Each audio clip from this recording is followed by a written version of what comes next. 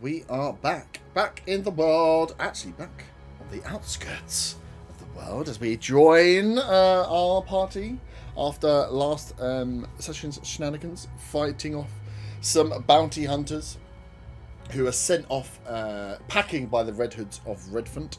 They were here to catch Corin. He went to leave, realised how far he'd be fucking going, and then you guys decided, fuck this shit, let's just fight him and go for it. It worked well. Slayed one of the bounty hunters, and the rest of them were sent away. And then you proceeded to spill the beans to the Red Hoods about everything that had been going on, all of your dealings with your previous employers, or if they are now your previous employers, of all the different jobs you'd done, the information that they required about hideouts and people and places and everything else. Did tell a few porcupines around the boat heist and what had been taken, immediately putting your foot in it, but they didn't seem too bothered about that. And then had asked you to kind of keep your head down, get out of town for a couple of days whilst they could corroborate, and to make sure that if you were to return to Redvant, that you were doing it in the custody of the Red Hoods themselves, to make sure that you weren't, they didn't think you were again playing both sides. So you had given them one of the sending stones, so you could contact Viper, at least, of the Red Hoods when you were going to make your way back into Redvant. But all seem to have come out smelling not so badly, almost like roses, some might say. And then you had left, you'd gone and were heading out west from Redvant towards the Borderlands, where you had been given some information, or the elves had been given some information about finding some of the Borderland families who may be able to point you in the direction of a diamond mushroom, a very rare ingredient that could be used to create the right restorative kind of salve or potion to help cure Meadow, who was, whilst stable, was probably not going to make it after her runnings in with the Death Bloom. They also told you some information about the Death Bloom and how it had been spreading, and how the elves themselves were retreating back to their capital cities, Eden on the east coast and Rehet on the west coast, although they gave you way more information about the east than the west, saying that they had kind of lost communication or parts of communication across the border forest.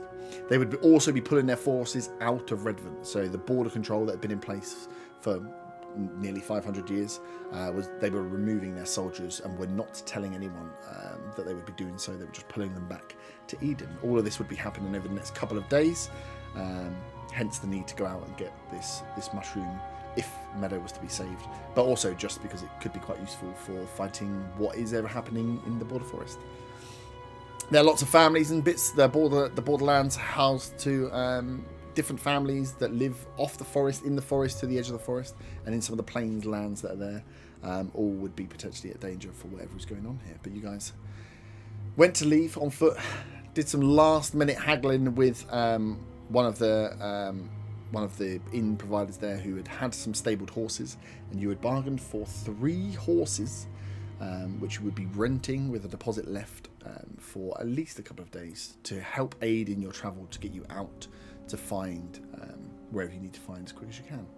So you are with horses. It's probably still only early afternoon. You had what was about probably nearly an 8-hour walk, or maybe longer, to the first kind of trading post outside of Redvant, but with the horses would speed that up exponentially. So you were going to head there to try and find an inn, find a rest, and move forward. And I think we'd finish with you just procuring the horses. Oh, dog, I'm going to kill you if you do this. This is not cool. So yes, you have your horses. You have the road west. Do we want a bit of information on the horses? Do we want a reminder? Did anyone write down? I did give you names. When do they get wings? I'm assuming they get wings. They haven't hit that Pokemon evolution state yet. That was in character, by the way. Oh, okay. Just to clarify, that wasn't me being Conversing with God, who said. One was called Star. One was called something beginning with an A, like an Aragon or something. It's Thunderhoof. Thunderbluff, like in WoW. Wow. Thunderhoof. And the last one's called Rocky. So Thunderhoof is is the largest, I think. Yeah, like tallest of the horses. Looks to be probably the most powerful one. Has a scar on one of his on his front right leg. Star is a white mare, probably the smallest of all. Looks to be very not slight because she's still a big horse, but of the three, looks to be the most agile, the most graceful. Potentially, and Rocky is a good old-fashioned draft horse. Sits in between the two, bit fatter than both of them. Is going to be the one that can carry the most weight. Is used to pulling the most weight of them all. But they are your three horses. So it'd be one tall person per horse, and then a smaller person split between. Can I do an animal handling check to see how many hands tall they are?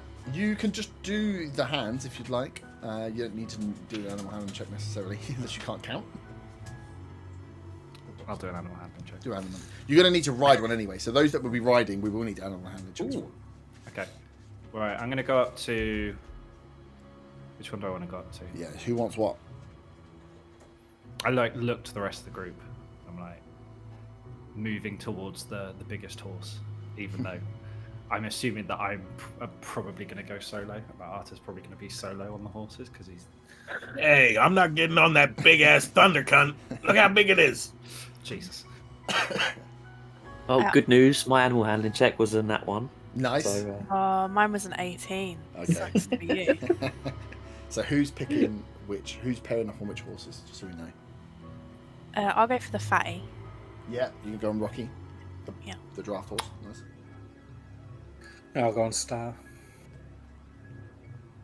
I want Thunderhoof. Go for it. yes, that means I I've got Star as well then. Star. I got Good 22. news, Corin. You've got the best rider here. 22, did you say? On my animal handling. Nice. So yeah, so both. Starfit is starry form though. That's very true. Doesn't help you with an animal handling check though. So yeah, both Arta almost more at peace in communicating with animals than with humans, it seems at some point. But yeah, you manage to kind of settle down on the horse, get that connection, and mount up very easily. The horse takes to it very well. Seems very sure of having a rider and is keen to get going. Same with you, Faywin. Draft horse is less used to being ridden than the others, but with that animal hand check, easy enough to get on. Corin, as you're waiting for Von to jump up so you can get the lift up, you're getting ready. You can see this as Von gets close, the horse is just shifty as it is anyway. Takes you a few attempts. You know, like as you try to jump, you get one leg in a stirrup, and as you try and lift your like right leg over, it just moves its arse round. So as the two of you are up there, it's just the horse is just spinning around. It takes you 3 or 4 attempts to get up there. This horse is not feeling comfortable under your control at the moment. So we'll see how that plays out later. But you can all mount. You can all mount, and yeah, and the smaller guys can get the bump up from the current riders to easy enough. They're light enough to reach down and lift and throw them up and behind you. Zagger, are you coming on this horse? Wait, which one? Any of them. Rocky or Which Thunder? horse? Nah, I don't know. I've never ridden a horse. Which one would be easier? Well, I'm quite proficient at riding horses, as is Arta. So it's up to you which one you'd like to ride. No, I don't want to get on that big thunder fucker. It's too high. Look at it. If I fall off that thing, I'll break my neck. Okay, jump on this one. And I Oh, reach okay. down Yeah. and I zip up my pocket. Hector forgets. The weasel's well hidden. No. It's inside. It's inside. You can see. It's got a little Okay. air. Yeah, no, Jesus It dies Christ. of suffocation. Yeah, I was going to suffocate the weasel. Jesus, that would be bad. Nice. So you all mount up outside of the stables, and the guy that you had spoke to, Von, that had rented the horses from you, just points you in a direction. Essentially, following out the road west will take you to the trading post that sits on the river. Funnily enough, called the Riverside Trading Post. That's your first port of call to head to. That's where the bridge is to go over to the borderlands if you want to ride. It's where you can get boats from if you were to try and take passage north. towards Orhearth or maybe somewhere else along the borderlands. But that is the way to trot. And I suppose it's up to you if you guys want to head out. When you are making your journey out, there's not a huge amount of people on the road, but you've seen like one or two carts, especially the guys you'd given the letter to before as well. They've already headed off by this point. So there's a few, you'll pass a few people. This is the busier tranche of the road. You do know also that likely the bounty hunters would have been sent out on this road as well. So you just one thing to be wary of. And as you head out, how would you like to approach this? This you've got time. So you can take it as a nice, easy canter and go through. You don't think danger would be too high, but you are leaving the safety of a city. Or you can take it slower and keep a keen eye out for looking for certain things. Or you can gun it as fast as you want. It's your 3 speeds. It's slow, where you're more careful and more aware. Medium, which seems to be fine. And then fast, which is unstealthy and quick. I just want to lead the way. That's literally all I want to do. Yeah. You can kick off. Hey guys, can we not go too fast? Because I'm bouncing around on this fucking thing and my ass is hurting already. You're supposed to sit on the saddle, not on the bum. Wait, what? Faywin, you didn't tell me this. I was too busy zipping up my pockets. What's in the pocket? Just on the edge, just like fuck. Just Pano chocolats. Ooh, grano chocolate. Nice. So you canter off. So you're leading the way. You know that you've got this journey in front of you. We're not expecting it to be a particularly busy journey as you head out towards the Riverside Trading Post. But those that are up front and riding, if someone would like to give, whoever's leading, which sounds like Arta, can you give me a perception check, please? Just for keeping eyes on the road. I can indeed. Why do you want to go there? That is a 13. 13, nice. So yeah, you canter off. You can see out in the distance there's a few people coming towards you on foot with some bags and stuff. But the day is pretty clear. You trot off towards the Riverside Trading Post. No sight of anything else. Is anybody wanting to look out for anything in particular, or we just go carry on straight through? I'm going to take that 13 as the perception check for the ride, essentially. Hey, Faywin, what did you say the name of this horse was again? Rocky. Rocky. Makes me think of a traveling song. Who wants a traveling song? Yay! Yeah. Arthur puts his hand up. Zaga doesn't strum his lute because he's on the back of a horse and it's quite uncomfortable. But he breaks into song. Rising up, back on the street. Did my time, took my chances. Went the distance, now I'm back on my feet. Just a man and his will to survive. So many times, it happens too fast. You change your passion for glory. Don't lose your grip on the dreams of the past. You must fight just to keep them alive. It's the eye of the tiger, it's the thrill of the fight. Rising up to the challenge of your rival. Feel free to cut me off whenever you want. No, it's a long journey. I thought we were doing it in real time. I want to see how long you're going to go. You just do the same song for the entire journey. Just on repeat. Traveling in these times would be kind of boring. It's probably good to have a song that's like you're just on the horseback, passing people rarely. Like you're talking maybe once an hour. You're bumping into people as you go. So yeah, you've got some entertainment as you go. Keeping yourself, you're not making yourself stealthy in any way, which is lovely as you trot towards the Riverside Trading Post. But yeah, a few songs in, a few people you pass by, give you a little nod there. You get a few smiles as you roll a performance check actually. Okay, performance check is a 10. 10. You get a few smiles as you go past. There are a few looks from some of the like traders and people that seem to be more cautious on the road. But yeah, there's a few people you pass by as you go through. I'm assuming a few songs on this long journey that you get. Oh my god, this dog is tangled her foot You get a few smiles from people. You seem to brighten some days. I'm going to chop your legs off, dog. Please stop walking on the cables. Walking around in circles. Get in bed. Get in bed. There we go. Cool. Oh God, there's rabid animals on the trail. Fucking honestly, just kept doing a spin. I hear wild dogs. Get the battle map up. Let's go. Like, honestly, 1 more week.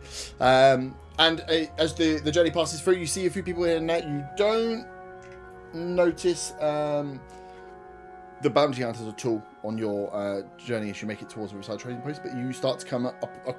You start to hear actually from the distance the kind of river coming in. The river's pretty rapid river from where it is, and quite a wide one that runs down. You're making your way to where it splits. There's a split in the River Lyre, it's called, as it gets to Redvant. One that goes south around the bottom. One of the splits goes south around the bottom of Redvant, which is where Oldbridge, that river Oldbridge, leads onto, and then runs out through the Beerport into the sea. And the other one runs into the border forest itself. Just above where that split is roughly where you guys are coming into, and you can see the sign up welcoming people to the Riverside Trading Post. As you get closer, you can see there's a few buildings built up right towards the actual riverside itself, and a few dotted the other side. Not huge. You're probably hooking a handful of buildings sat here on this connection point of boat travel and foot travel and a bridge to go over to the borderlands. Just as we're riding along the river still, Zaga wants to keep an eye out for any ducks. Nice. Okay, cool. We'll use your passive perception for ducks. So yeah, you come into the Riverside Trading Post. It's essentially literally right on the bank, the connecting point of these different areas. There's a bit more of a bustle as you get closer in. You can hear a bit more of chatter. You hear like the footfall of some other horses and some hooves. And as you come in, you can see there's a large building which has on the side of it the River's Rest Inn, where you can see to the right hand side there's some stables, and this seems to be built almost like almost on the river, it looks like, but a large building. To the left hand side of it, you can see there's some stone masonry work that runs to a bridge that seems to cross the river from the inside, and to the left hand side there's a larger I've missed one of the things on here. Oh no, it's not, it's further down, sorry.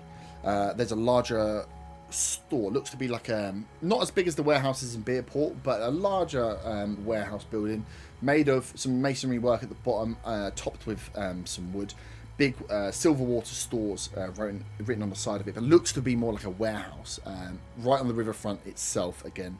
And the opposite side of the inn there is a small little shop that is labelled up as the River Bounty Traders, which looks to be some sort of trade shop, some general store here. There's a few other buildings not around, but none of them appear to be commercial buildings. And as you come in with this ride, with the songs, you're probably coming in just actually as the sun is coming down. So sun's disappearing, and you can almost smell the kind of you can smell the river. It's almost got like that weird canal fungi smell. But you can hear that it is a fairly fast running river. But on the side you hear that, you see the lamps that are lit up the building, and it has the feel of almost like a western style village, like dust roads that connect everything up. The square is that main area. You've got that stone mason bridge, but apart from that it seems to be fairly cobbled together. So that's what you are presented with as you make your way into the Riverside Trading Post. Where would you like to go from here?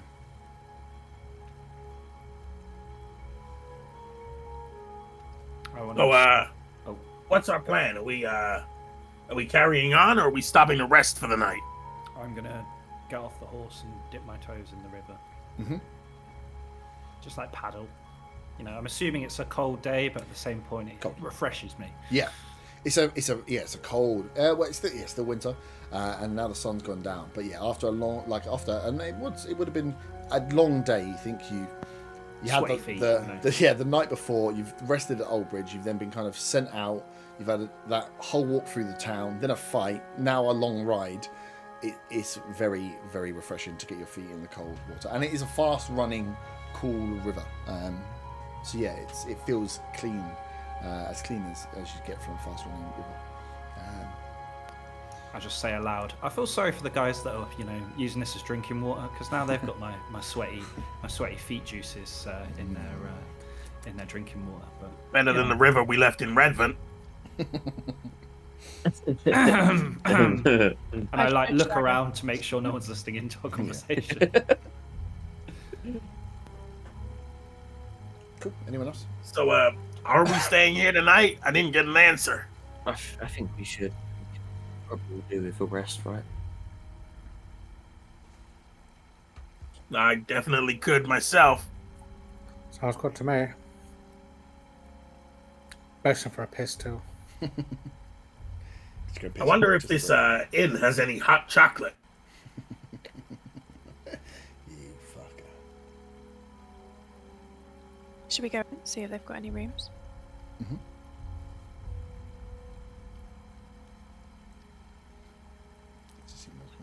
Nice. You make your way in. So as you, if you stop by the river, you're very close to where it is anyway. You can see there's a stable to the side there, somewhere for you to, at least for now, for the whatever it is, for the evening part, to tie up the horses so they'll be secure.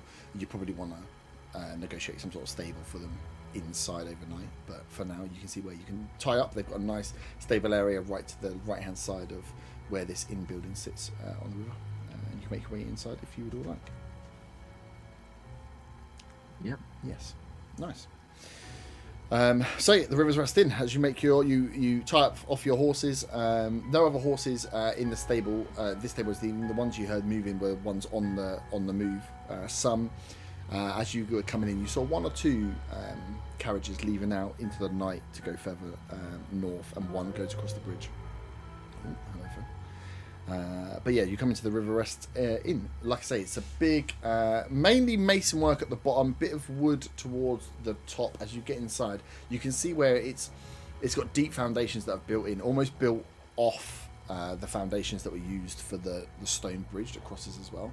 And as you come kind of up a half flight of stairs, take a right to get in. It's on this first floor with big, almost like open section through the middle of the bar that looks out onto the river, and then you have a big bar on the right hand side, and the rest of it is filled with chairs and tables of different varying sizes and shapes. Feels cool inside, not overly warm and only with that big open air space, but you get a nice it's like a very calming, cool sense in the bar. Is there a performance area? Roll a perception check.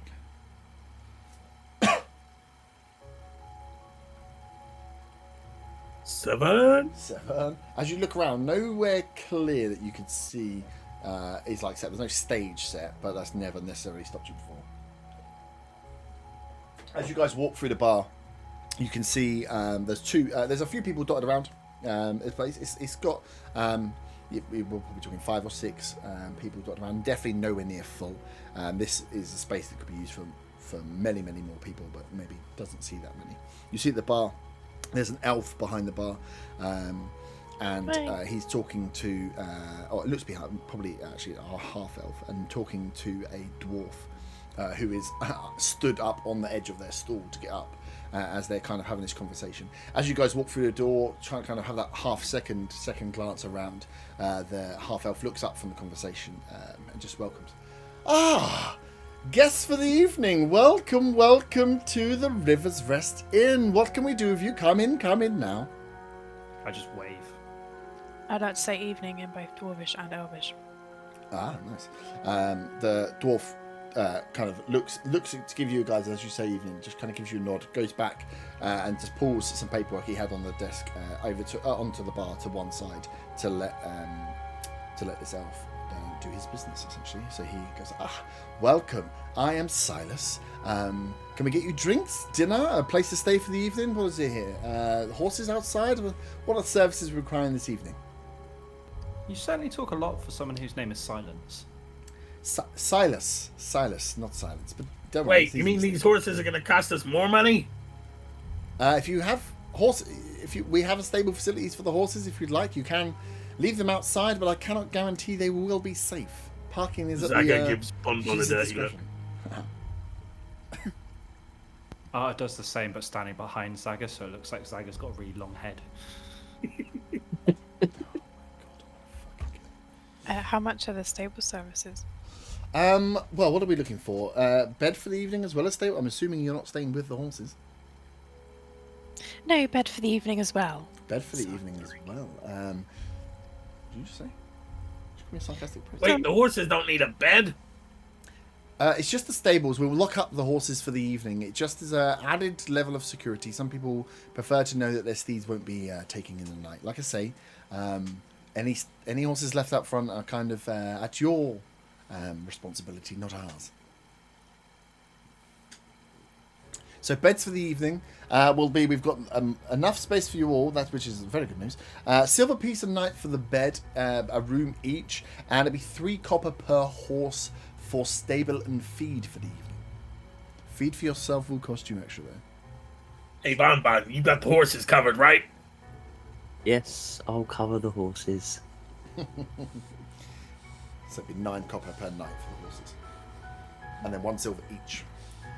So we can get that all sorted for you and get someone round to go and stable up the horses, unless you want to do it yourself. Can we get you some drinks, some food? I hand over a silver for the room, and then I say, and then I kind of just nod when they say a drink and some food. Lovely. Ales all round, or we fancy something a little bit fruitier? I nod again, pretending I'm silent. Do you have any cranberry juice? Cranberry juice. We have. Are there cranberries in this world? There will be cranberries in this world. We'll have some fruit juices, but I'll have to see what we've got in. Just a fruit juice will be fine. Any fruit juice, okay. Rest of you, beers, ales? What have you got for food? Food? Any duck? Duck? No, we have a lot of fish. Fish? Yes. River Lyre specials. Large trout come down this river all the time. We catch them. If we can get to them before the bullywugs do. I don't know. I saw a red tiefling put his feet in that water. It might be dirty. Luckily enough, the water runs past quick enough, though, doesn't it? So yeah, we've got some fish. We do have some of the meats, some salted meats that have been here. But if you want something fresh and straight from the river, the fish I can highly recommend. Got I'll any take salmon? it. Fish? I'll take some fish. Lovely. So that's 2 fish. Can I'll have a can I- trout in there, Nail. Oh, Can I get a glass of wine as well? you can indeed. Cranberry wine. Cranberry wine. Cranberry wine, yes. So yeah, for anyone taking fish with a drink will be 5 silver pieces. Fucking hell. Fucking hell. Okay, now. You got What a nowhere else to rip. go. It's one place.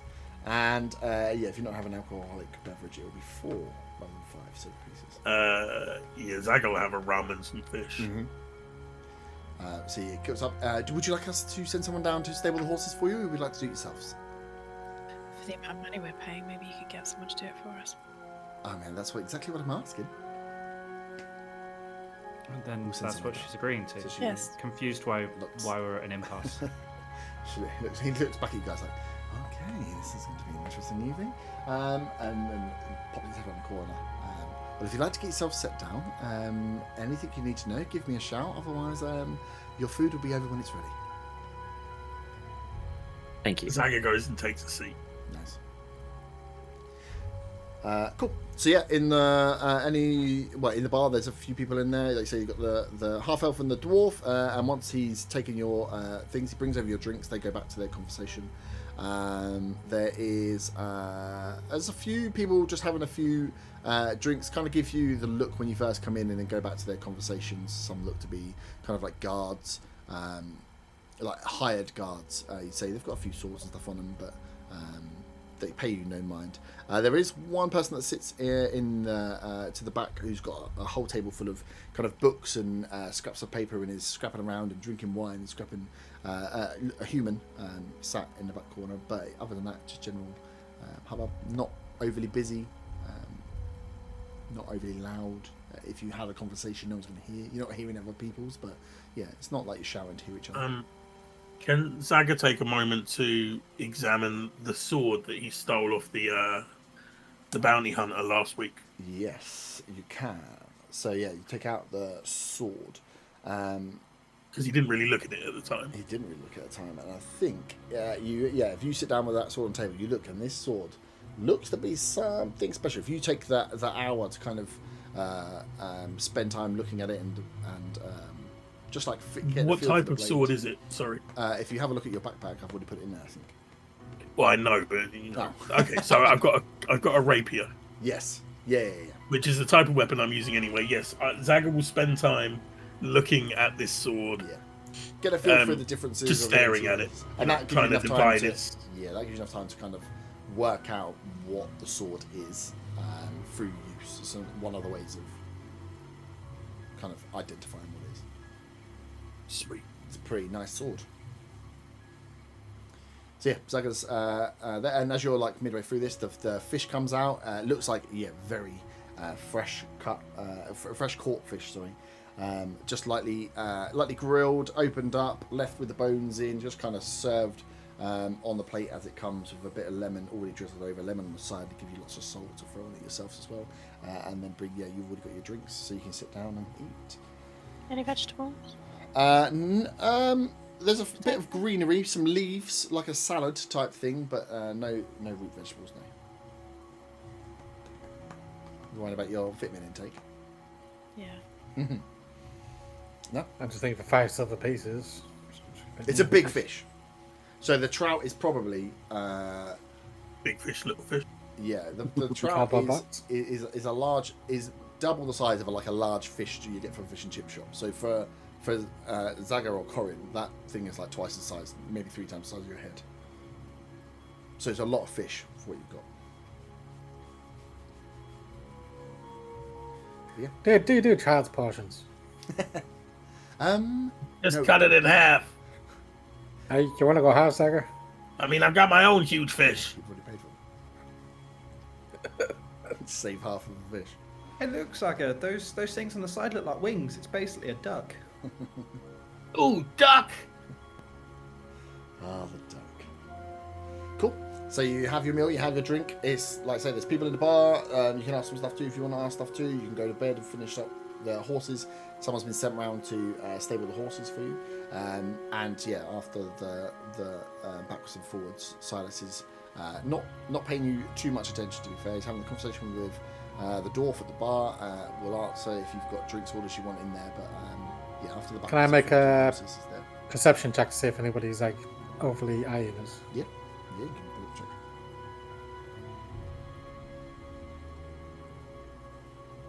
That'd be a 13.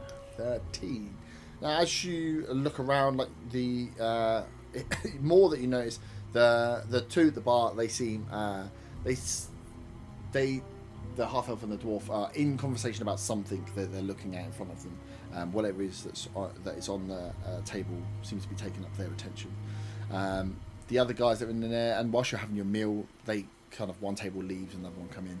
No one's really paying too much attention. I think more you notice as well, that person that sat with all the books and the maps and stuff is kind of ploughing through wine a little bit. But no one's, almost weirdly, like no one's really paying attention to anyone. Once you get in and you've had the initial glance, you notice when people come in, everyone kind of turns to look and then they go back to their business. But yeah, Hey, no one's really Faywin, look at that bookworm over there. Kind of reminds me of you. I wonder what he's reading. He looks really engrossed in what he's doing. I mean, you should go find out. Oh, but I'm so shy. That's all right. He's Man. drunk. Sagar, are you trying to set her up? Oh, no, I don't. I think Bonbon would be jealous. What I does thought they were brother and wine man sister. look like? What does the wine man look like? The what, sorry? The bookman. The bookman, just a little bit scary. You can see that they're kind of flicking through pages, picking up new ones, throwing them on top of the ones they've got in there, like moving around, pulling another bit together, drawing some stuff out. Just seem to be like in a flow state whilst drunk. Could be having the best ideas of their life, or could be having the worst ideas, but they think they're the best ideas because they've been drinking a lot of wine. Someone that's completely engrossed in the activity which they're doing. But it's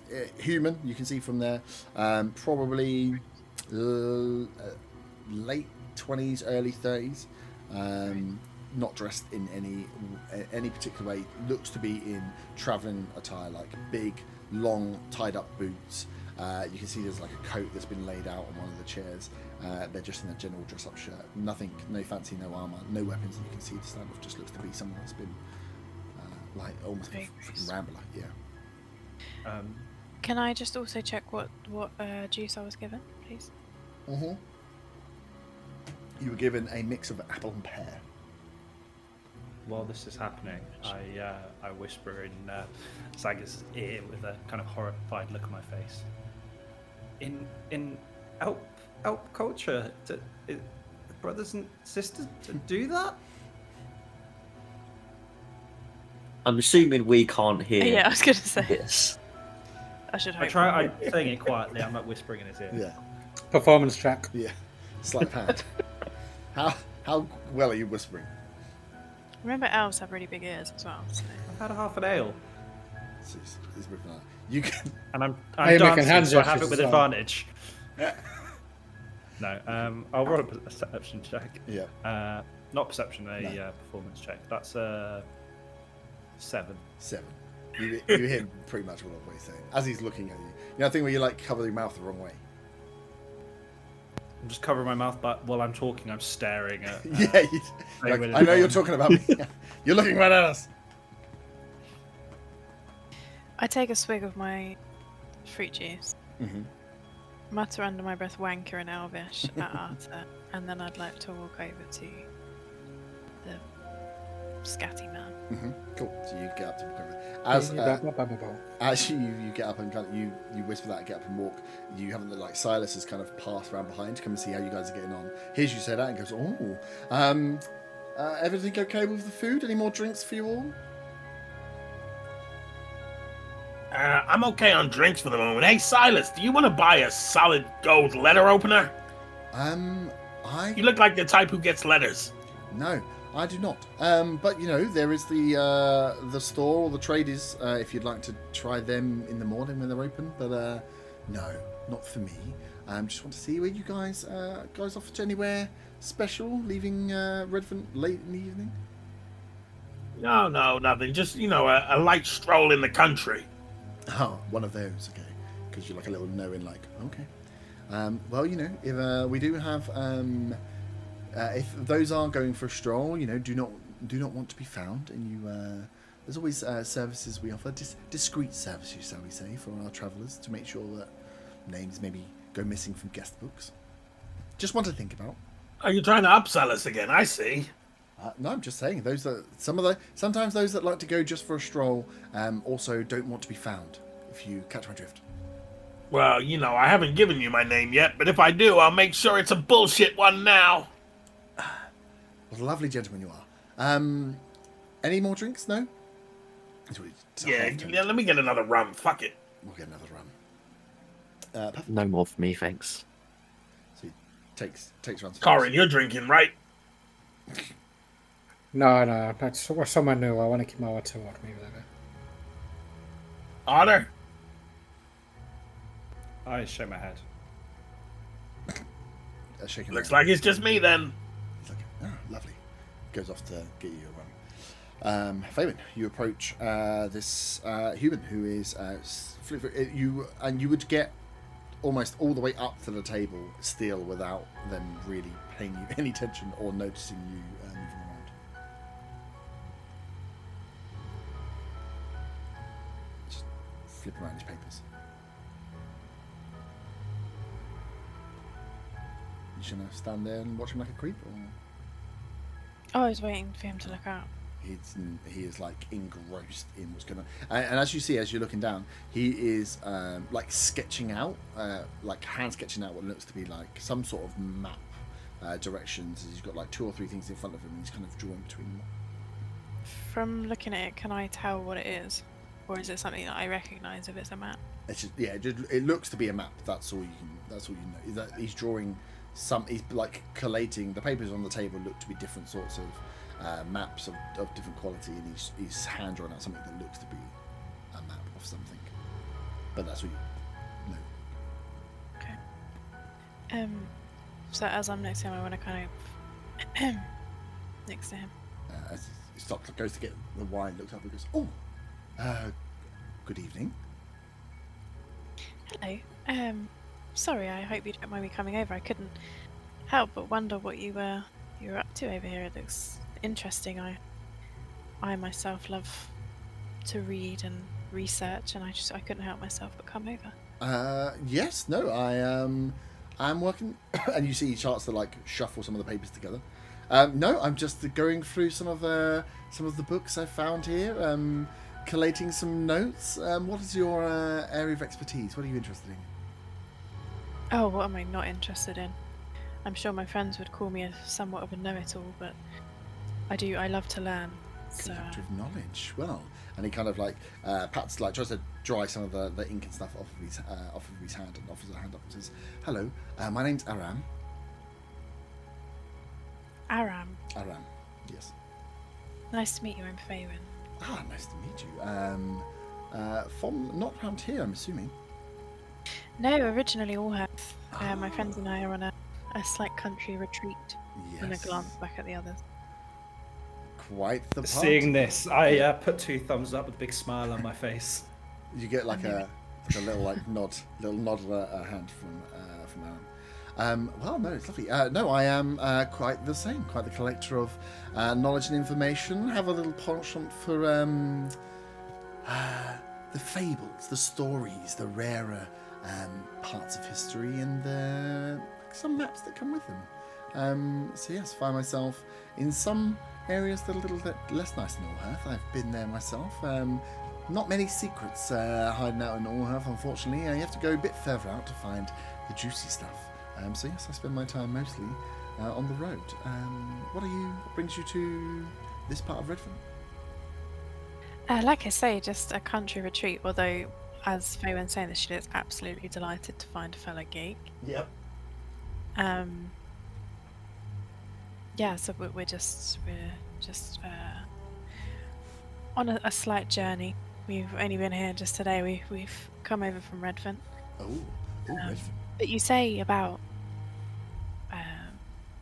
Allhearth not being very mysterious. Is there anywhere that is more mysterious that maybe you could tell me about? Because unearthing those sort of secrets is quite frankly what I live for. Oh. There's quite a lot. Redvant itself is a big one, but yes, not so forthcoming with their history. Other tieflings, but anywhere if you're heading towards the north, the Pictlanders, always good for a story. The Borderlands themselves have a lot of history. I'm assuming you're aware of the history of the Borderlands, but those families that were moved and the settlements that have been set up since, they carry generations of fable and story and tale of the forest. So yeah, there's a lot to be found in there if you can find the right people. Not without its dangers though. If you are going to head that way, I wouldn't go in without some sort of protection. I normally have some sort of escort through the Borderlands. There are some unsavoury characters and groups that roam those regions. Oh, it feels like everywhere we've been recently has unsavoury ghouls and ghastly people around, but Well, yes, I you've been in appreciate Redvant, it. so that makes sense. Yes, of course. You said about the Borderlands. Yes. Yeah, out of character. What are the fungi guys called? You. Iconics. Or do we not know Myconids. that they're going to be fungi guys yet? I think. Fungi. Fungi. I'm sure Sylvanus mentioned I Myconics. think didn't she? Sylvanus mentioned them very briefly. That it was the Myconids, but Bo hadn't. So yeah, you know of the Sylvan. name, but yeah, just of that name was given. That was it. Okay. I'd like to ask Aram then. Mm-hmm. Hey Aram, as quite obviously a traveller of these lands, you mentioned about the Borderland, and I heard a story once about the fungi whose names I've instantly forgotten what they're actually called. And do you know much about them? Yeah. Have you Roll, met one? roll a persuasion check with advantage. You've not told too many distruths other than. 15. 15 nice. He, sorry, no, I've got the fat dog down. His kind of eyes light up. He's like, oh, the Myconid, you. I mean, out for a country walk, but if you're interested in the Myconid, that is, that's quite the tale. Yes, they are the one of the oldest living families, animals, creatures, however you team in the border forest. They lived below in the cave system that sat below the forest before it was created, and they've been the kind of guardians ever since, but not many people have ever actually seen them. They're the protectors. They look after the forest. They keep things in balance, guardians as they are. But if you were to see one, you would be a very, very lucky person indeed. Oh, I feel lucky already. I can't do it. Sure. I feel lucky already, having met somebody else who shares such a passion for knowledge. Well, Have you ever seen a Myconid? Oh no! I wouldn't have. No, not myself. No, like most of mine learning is book learning and just proofreading, almost proofing the stories, finding the single thread that runs between them all to find out what's going on. I haven't actually gone out myself into such dangerous places. Like I say, even through the Borderlands, I'll take some guards, but they cost money. So no, unfortunately not. One day, hopefully, though. Fair enough. So, what map is it that you're drawing there?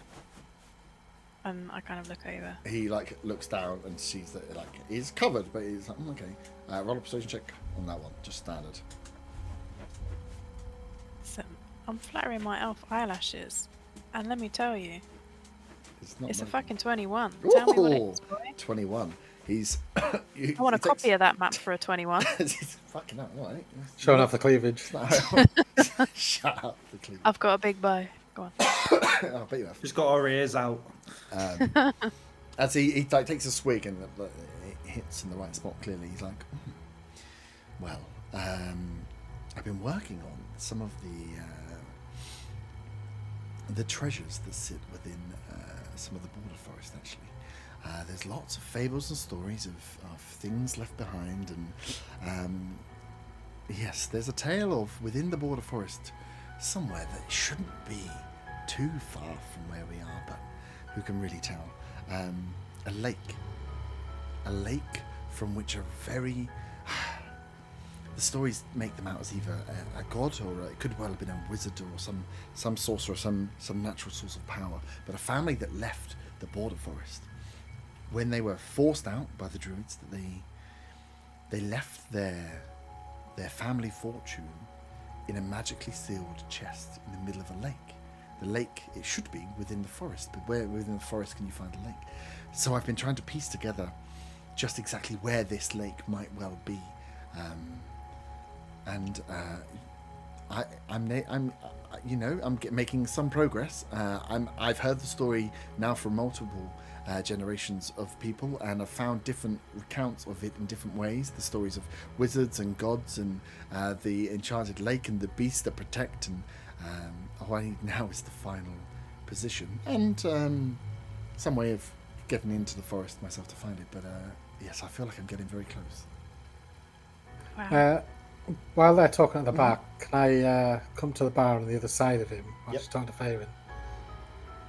I'll order a fruit juice. Yeah. But I want to make a stat check to pickpocket him. Incredible. Pickpocket who? The Aram. What was it called? Oh, so you want to take a fruit juice over and then try and pickpocket from him? No, I want to go to the bar as if I'm ordering a drink on the other side of him. Oh, they're not. No, so he's not at the bar. He's at a table. Oh, right. So okay, Adam's at a table. So imagine he's at like a round table with all of his Halloween's paperwork set out, and he's got he's on one chair. He's popped his bag and coat onto one chair, and then Faywin's kind of still stood just in front of him here. So yeah, he's off the side. The dwarf is at the bar with paperwork. But Corin just stands behind him in the corner of the room, puts his hand up, and tries ordering a drink. I was like, well. well, But if you wanted to do it, you could take a drink over to Faywin to enter the conversation to try and take. But you'd have to, you'd have to. Oh yeah, I'll do that then. I'll go and I'll go and order a fruit juice, and then. So how much is a fruit juice? It's a silver piece. No, I'll mark that off then. So yeah, you order fruit juice and then go over to as they're having this conversation to hand it off. I'm assuming to Faven. You want to just what are you trying to take? Well, I obviously can't say that, so I just want to sort of Yeah, rummage around, see if I can grab anything. from him. From his bag, essentially. From his bag. Okay. So yeah, as you So I kind of come in sort of with the drink and sort of lean over the bag with his chair on. The bag. Yeah. The bag with the chair the bag's on, whatever. So as you come over, because because you just come over as fucking someone he doesn't know, and now you've got to stand there. So as you come over, he you see straight away, Fabian. He kind of reshuffles the papers and sits up a little bit. It's like, oh, hello. Oh, hello, Dad. I just thought I'd bring my friend Fabian here and another drink because I was getting around him. Hi, Corin. Who's this Fabian? Any friend? Corin, this is Aram. He's a very interesting man. Oh, nice to meet you, Aram. Hello. You're a little far from home, halfling. I am indeed. Yes. Yes. Whereabouts are you from yourself? Well, originally from Allhearth, but a bit of a... Oh, like Fabian here. Yes, but I haven't been there for many, many years. A little bit of a traveller, a little bit of a nomad, so not as far from we do a home bit as of you. that ourselves. I'm travelling with Fabian myself. Just been hearing about your country walk out from Redvant. Well, it's good to be out of Redvant, I'm not going to lie to you there. Yes, it's an unsavoury place, shall we say. I'll take it you've been then. Yes, I tried to get some information from it before, and it was, yes, it wasn't the most friendly, it wasn't the most welcoming for academics. No, I'll tell you, did you ever run in with the Covenant? It kind of, as you say, it's like, no, I didn't have a run-in with the Covenant. It's, that's, yes, I was just asking just some basic questions. I didn't get myself in that sort of trouble. I see. Well, just because they're everywhere in Redvant, you know. I just thought you might. Yes, I've heard the tales of what they do to the people that they run into. So no, I kept myself to myself and just felt it wasn't as friendly as some other places I've been to. So obviously. Oh, grand. Okay, so I rolled 18, which is 18. lucky because the first dice I rolled was 1. 1, yeah. You are your halfling. Okay, so you want to go for his bag? Yeah, basically what I'm doing now, I'm leaning over the chair, hand the drink over. I've got one other hand sort of just swung to his bag.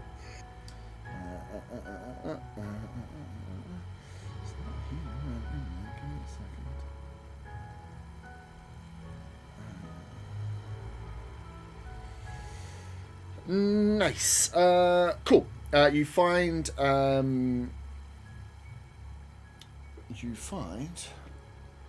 Oof, that's unlucky.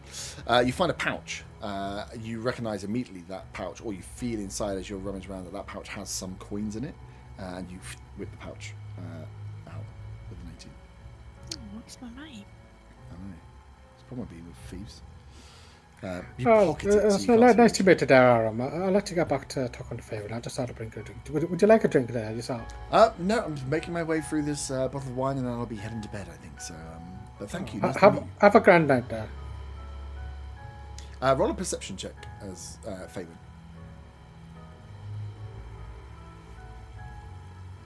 17. Oof. What did you roll? An 18. Mm-hmm. So you don't see anything. So how many coins is in the pouch? The equivalent of 3 gold, but it's an assortment of coins. Loads of coins that you don't recognise, like the stamping. So different coins have got like different gold markings and stampings on. They all are about the same weight, so they can be considered and traded between everyone as gold, silver, and bronze. But as you look at them, they look like they've been collected from all over the place, and you get the sense that like some of these are like bronze because they're just a collection of nicer looking coins. All of them have got fancier adornments on their stamps, but in total it's only 3 golds worth.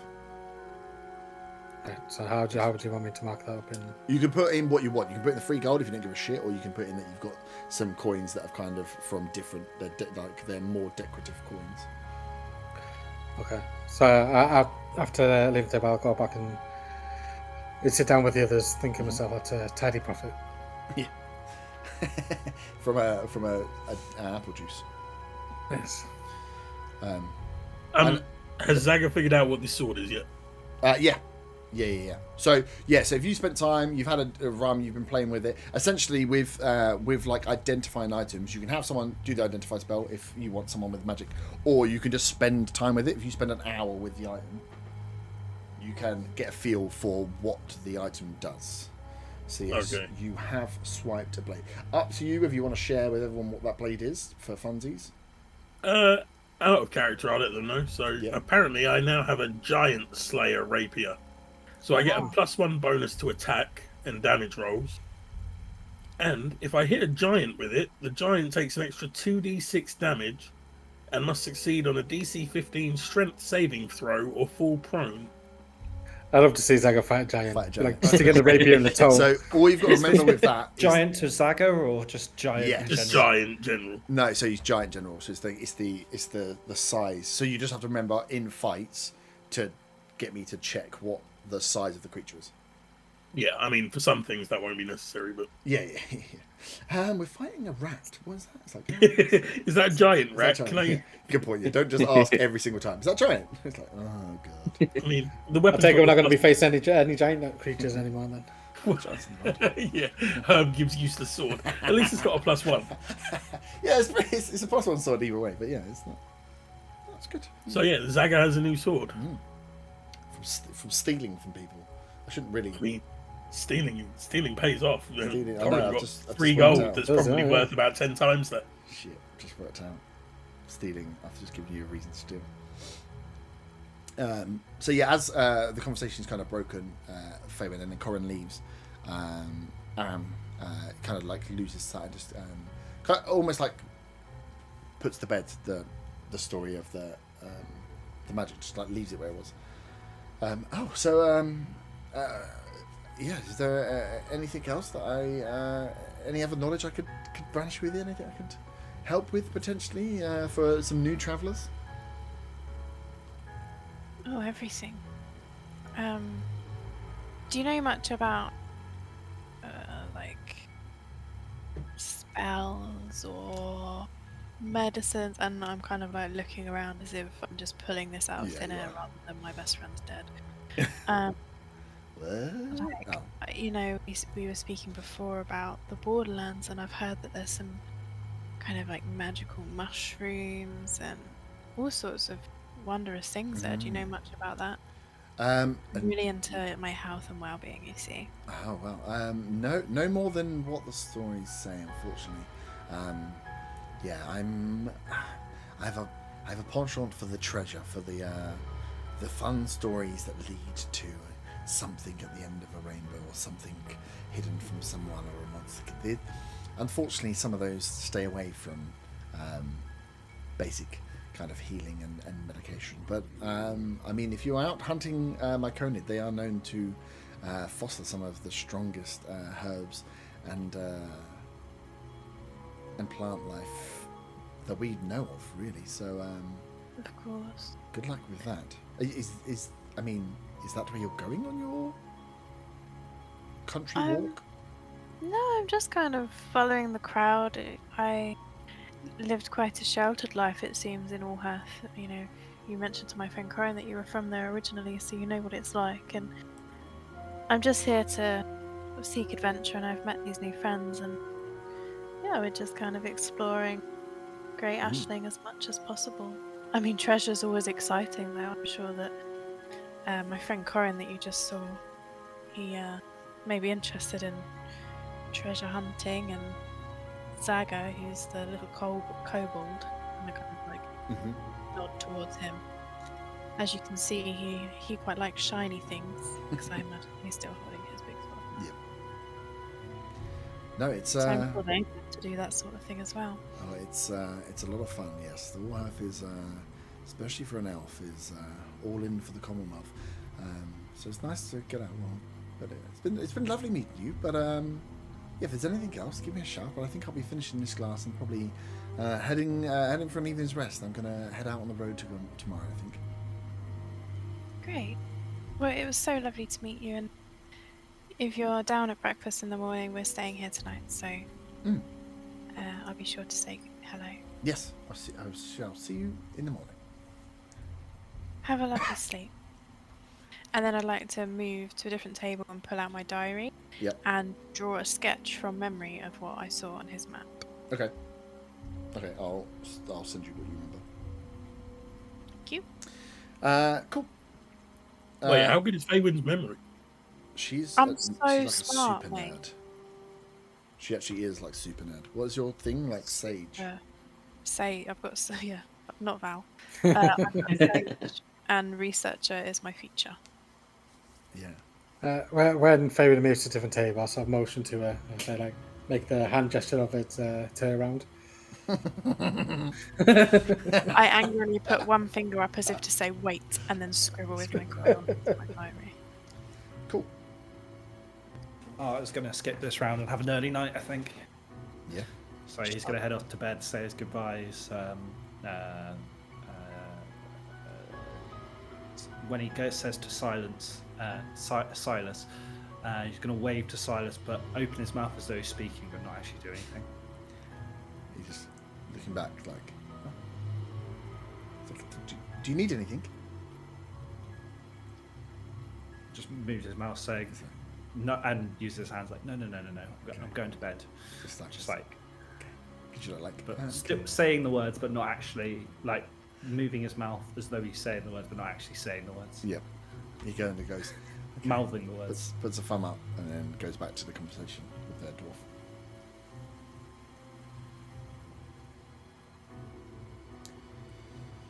I guess I rejoin the table. Yeah. To buy a round. Hey, Faywin, how's your new friend? You gonna go on a date? Oh, goodness no, Saga. That's not what I'm here for. Did he tell you anything interesting? Oh, he's a lover of knowledge like I, so we were just sharing some information. He's as interested in folklore and stories as I am. That sounds hella boring. I think that some of the stories he told me may be of interest to you, but I'd rather work through them first, see if I can find out anything else, and then I'd be happy to share a more rounded picture of what I've found. That sounds suspicious. What's that you've got there?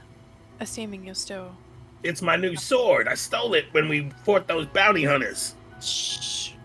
Don't say it so loud, Saga. I mean, I acquired it when we made friends with liberated some new people. Better. I've been telling everyone we're on a country retreat. I thought maybe it might help us stay out of trouble this time. I mean, well, if we do get into trouble, look at my new fucking sword. It's cool. I think it's a bit magical. Ooh. Now I need to sell my old sword. Got any more of them hidden away in that bag, Zaga? I only stole the one. I mean, maybe next time we liberated the one. Maybe next time we run into new people, we can try and liberate some more.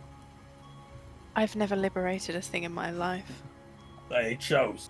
You should try it. It's very very profitable. Is it liberating by any chance? It is indeed. Liberating.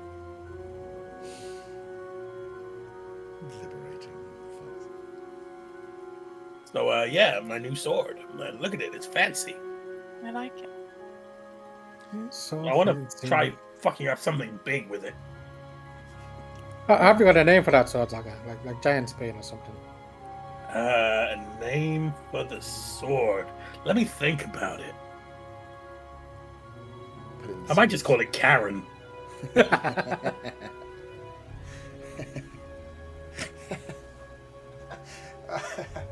got it, Karen. Oh dear. Nice. I don't know. It just feels right. So Arthur's gone to bed. Yeah, there's still people in the bar drinking away. It's getting into the evening, into the later evening now, but not super late. If you up to you guys what you want to do from here, carry on, or hit the hay, or converse. How busy is it in the bar now? Getting quieter. So there's the elf and the dwarf at the bar. There's Aram in the corner. There's one other table with a couple of with like 3 guys that again look like those kind of guards. That they've got light armaments, light swords, and a bit of leather armor on top. At least just having 1 or 2 beers. That's it. It's starting to. You feel it starting to clear out now as the colder air is kind of coming in from the big windows over the river. I'd like to go up to my room and allow Weasel to have a little run around. Mm-hmm. And overnight, I would also like to speak to Weasel. Yep. About what I can be naming him. Nice.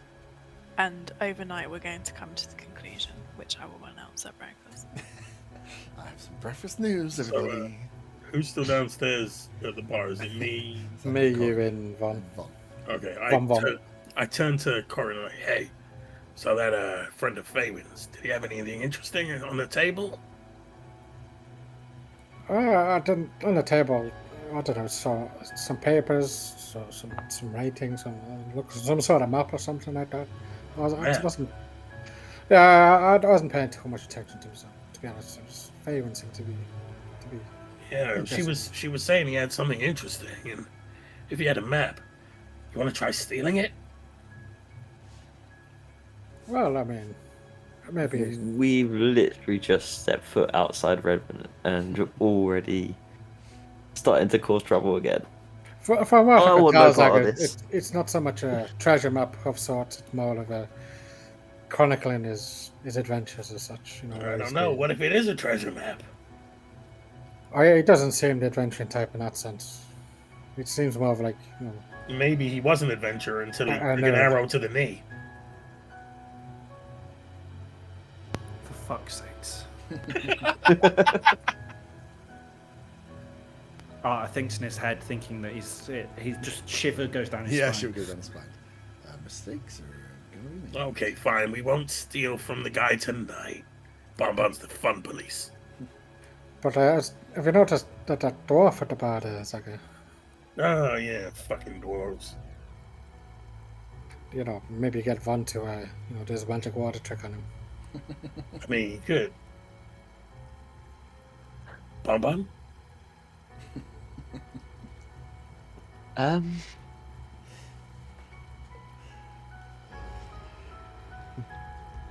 Just this once.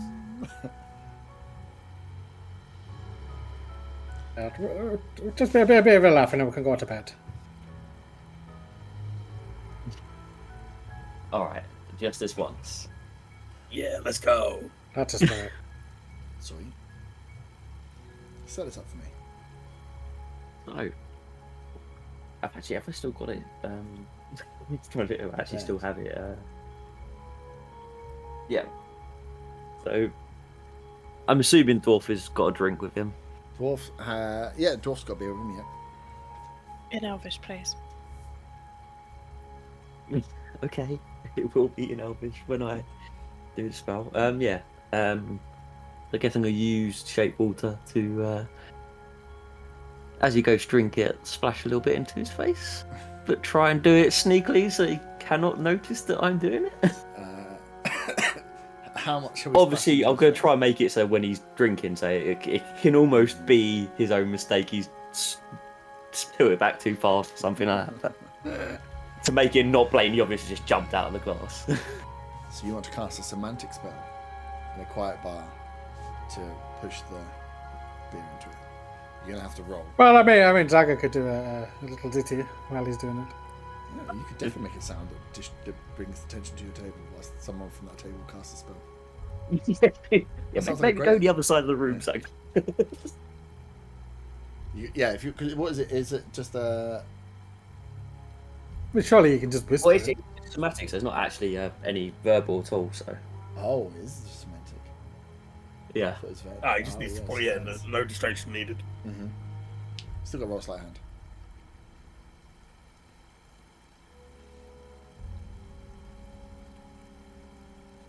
That is an 18. 18, nice. See how good this dwarf is. This dwarf is actually a dragon, by the way. You fucked. That was written. Sorry, we'll get Zaga to speak to him.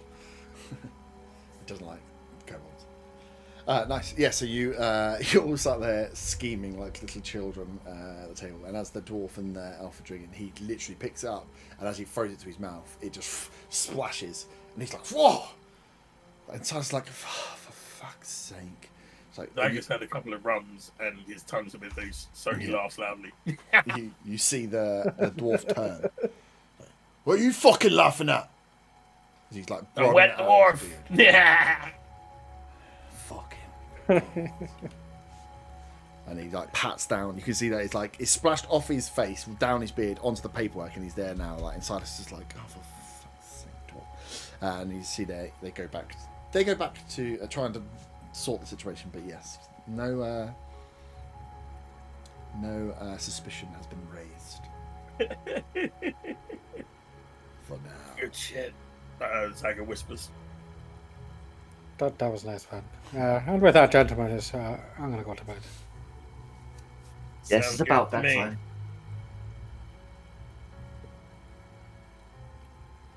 Nice. All heading up. Yes, sir. Cool. So you head up to you've all got individual rooms here. There's actually a load of rooms on the second floor of this and third floor. It's like a decent sized building. Big old, and they're like almost like cabins in ship rooms. They're not very big, but you've got a bed in there. You've got a little storage thing in there and a small like port window. Some of you would have been lucky enough to be facing riverside. Others would not be. But yes, you can all rest for the evening and take a long rest. Sweet. Which I believe takes us into day 9. Yeah. Shall we take a short break now? Or? Yeah, if you want to take a break now. Yeah, sounds like time to level up. I hear. You went to level sleep time. for the night. We've just put some beer in their dwarf's face and we went to sleep. Can we level up? I wasn't even there. He just levels up by osmosis. Nice. Right, if we're all back then. So yeah, you awake from your long rest. Take your long rests in D&D Beyond. So you should be up to full hit points and goodies. And we all know what that means. I can try and kill you again. Or waking up. You wake up to those that have had a few more beers than others will wake up in desperate need of a piss. Because you're waking up to the sound of a fast river running, and it's been playing in your mind all night. You get your long rest, but you know, then you wake up and you think, "Fuck, I'm gonna wet myself." So those that would normally sleep, Sometimes I just wet myself. Yeah, it is. Please don't piss the bed in a fucking inn, that'd be Jesus Christ. Zaga is hopping up and down between feet, needing to piss. Yeah. So you like, yeah, but yeah, it's a nice. If you haven't had too much to drink, it's a nice way to wake up. The sounds of nature. You are right on.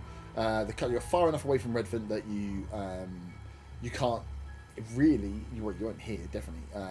There's not like the hustle and bustle of the city. So the people getting up and going to work, and even though Redvant wasn't a huge city, there still was a noise in the morning. Waking up here, you just hear the river. The river is like fast enough and loud enough that it drowns out most of the sounds.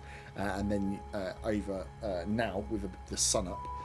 From those that have that kind of view out over the river, you can see out into over the bridge as it kind of fords the river over into the plainlands. So as the sun's rising, I'd like to pop out and just have a scout around for what shops are available in the trading post. Is it big enough that I would need to do that? You could pop out pretty quickly to have a look what's around. It's not big at all. So yeah, you within like 10 minutes you'd be out there and see. You see there's some boats coming in early, and they pull in at the Silver Water Stores, which is that large. It's kind of like a dock and a warehouse in one. It's like a dock shop warehouse. So you think that they deal with a lot of the trade in. Obviously, there's carts that go out.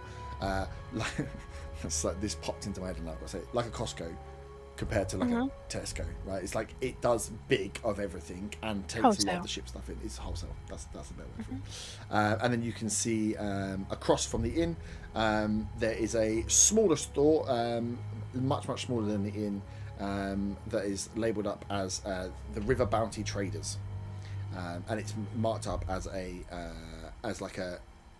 you've seen Oddities was a bit like this as a trader, where you don't know what they might have. They have rotating stock. They buy and sell things. They appraise things. They always try and turn a profit in whatever they're buying and selling. God knows what they're going to have in or out, but they try and buy stuff that they think they can make a profit on at least. But they're not like smiths or anything else. So they're not going to buy like 7 blades because they're not going to be able to furnace them down or turn them into anything else. They're going to buy whatever they think they can turn a profit on, and that will be dependent on the shop. Are they closed at this point? If you're up at the crack of dawn, yes. The boats coming in aren't. You can see the warehouse is open because you can see the boats pulling up along the river. But the bounty traders itself is shut. There's not much. They have an opening sign, like a time they'll be open. Yeah, it's around like 9 a.m. Okay, great. Shop opening times. Thank you. Well, I don't know. We're in bloody Sun, 3 AD or whatever it was. it's the same. It's all the same. Cool. Great. Sunday thank working you. hours. I will go back. Yeah. Nice. As you are out early, you will see as you kind of come back in, you almost bump straight into Aram as he's got all his pack up and on. And goes, "Oh, Fabian, good to see you. I was actually heading out. You are also up at the crack of dawn. Say early bird gets the worm." And we are bookworms, aren't we, Aram? Well, yes, we are indeed. Good luck with your country walk, and hopefully you find whatever it is that you're looking for out there. Just be careful if you are heading into the Borderlands. Not everything out there is friendly, and keep your head on a swivel. Anything that my head should be swiveling for in particular? Well, there's a fair amount of well, you've heard of the oh shit. You've heard of the blood caps, yes? I look confused. No. No, I don't. think There's so. a few. The families themselves, if you bump into them, are fine. Some of them are a little protective. They have some roaming scouts from the Borderland families, but all in all, they're fairly pleasant to deal with. The blood caps keep away. That is. I don't like to lean on some stereotypes, but they are a roaming band, essentially, of hobgoblins and goblins who do not work out of the Iron Hills, have left the servitude of any dwarf or any bugbear, and are essentially roaming the Borderlands, plaguing. Roll a history check, actually. 20. 20, yeah. So as he starts going through it, you're like, oh, you have heard your like parents roughly like occasionally talking about the blood caps, and now it kicks in that Allherf sending traders out towards the Iron Hills before have had problems because these like they just there's like no bargaining with them. Normally with like bandits and stuff, you can sometimes give them some extra gold just to leave you alone to get your people through to ensure safety.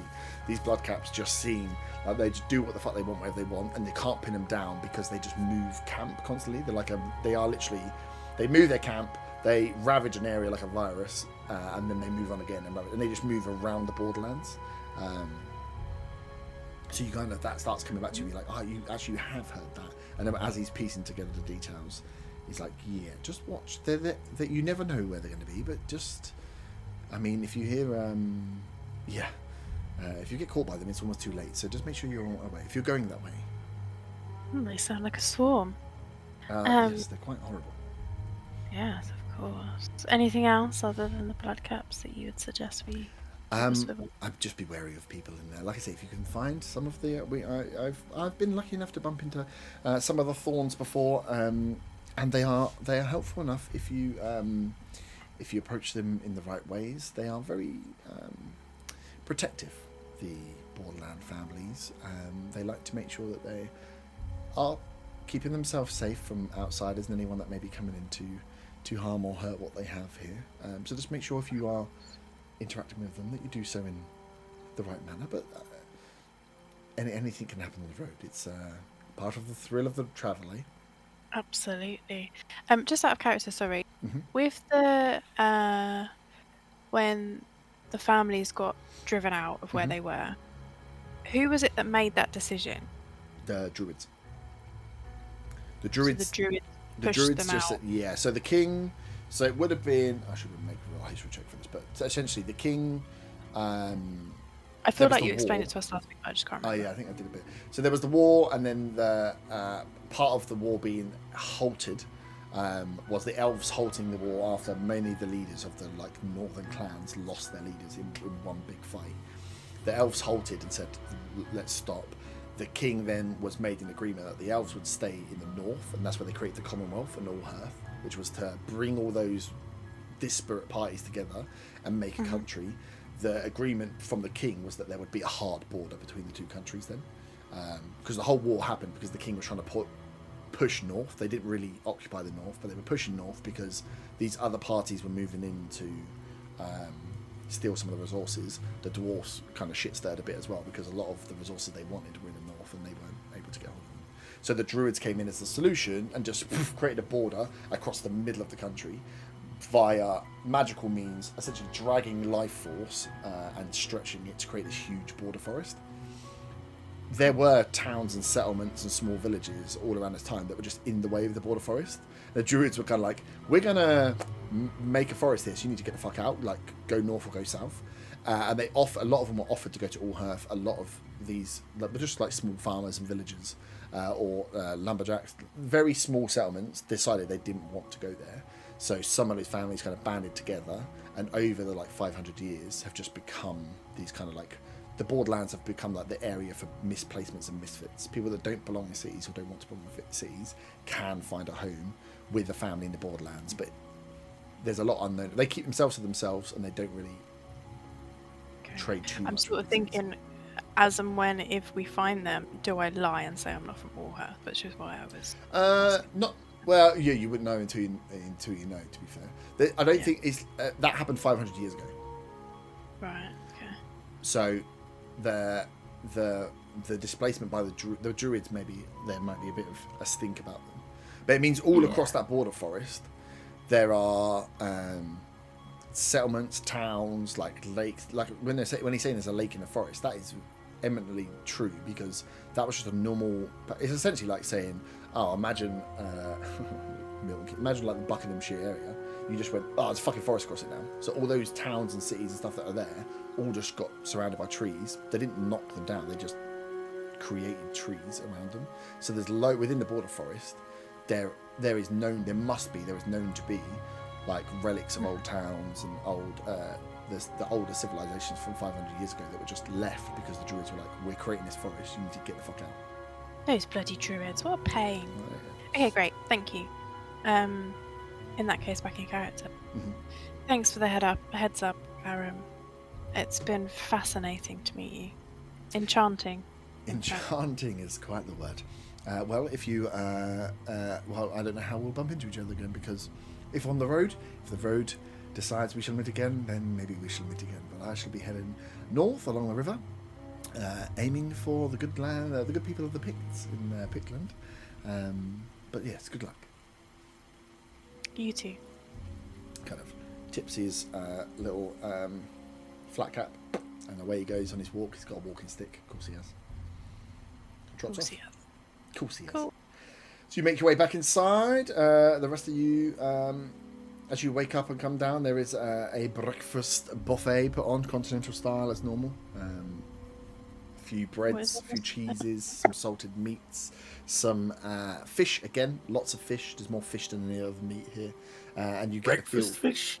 Yeah, you get the salmon.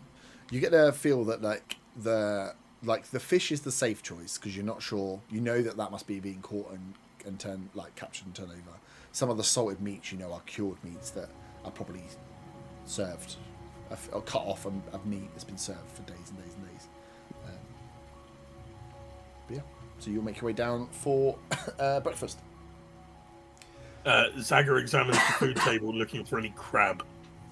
Ooh, there's some crab and some seafood, some mussels. No, leave the mussels alone. Okay. Zagger grabs a plate and piles it full of crab. Nice. In fact, he tries to take all of the crab. And then he turns to the bar and says, I will take all of the crab you have. Wait, what you may have heard is give me a lot of crab. What I actually mean is give me all of the crab you have.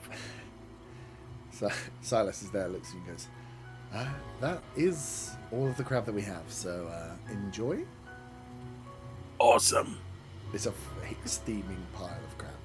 And it's it's in crab form, like it's the snapped off like claws and then the meat. So it's a messy. Oh yeah, Zaga's going to be sucking the meat out of the claws. Yeah. You've got like just a pile of crabs and their claws are on one giant plate, towered up Jenga style. Zaga ignores dirty looks from anyone else at breakfast and goes and sits down with his massive pile of crabs. It's quite disgusting. I think it's cute. Is it cute? Yeah, little dragon getting Like a dog excited eating about some crab. shit. Dragon getting excited about crab. Nice. You think it's cute until you watch him suck the meat out of crab claws. That's why Feynman's not going to be watching. Yeah. Art is going to come down to the meal, to the table where the thing is he's going to try and nab one of the crab legs from Zaga's plate. Nice. Bowl. We'll get the battle map out. Oh. Slyly or just like brute force? Not slightly in the slightest. Not brute force per se. Just take it or attempt to. Zaga, how do you feel about this? Zaga casts command. Yes. Is that a cantrip? No, it's a spell No. slot, mate. Let's use the spell slot at breakfast in the day. He said it. You gotta do it. I'm just trying to think of the right word. Just he casts command and it's just leave. Leave. Okay. You got What's the save? What's the save? Command is a wisdom save. That's a nat 20. Oh, I take my crab leg. It takes two crab legs for No, the just the one. Just the one. I take a crab leg and I look pleased with myself. And I look at him. I'm like, did you say something? And then I Zaga start gives him munching down. dirty look. In fact, Zaga casts vicious mockery.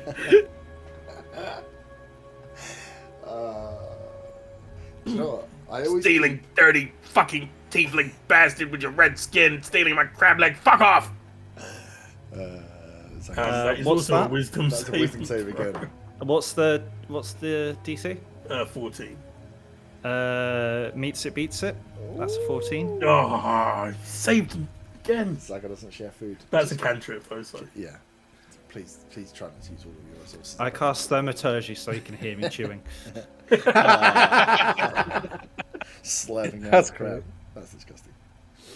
Silas is looking over like, what the fuck is going on? But yeah, you all up. I approached the bar. Do you have anything sweet for breakfast? No, like a pastries. We got some. There's a few fruits as part of the buffet. We've got some of the apples and pears that dropped there. I think there's actually some cherries that have come in recently.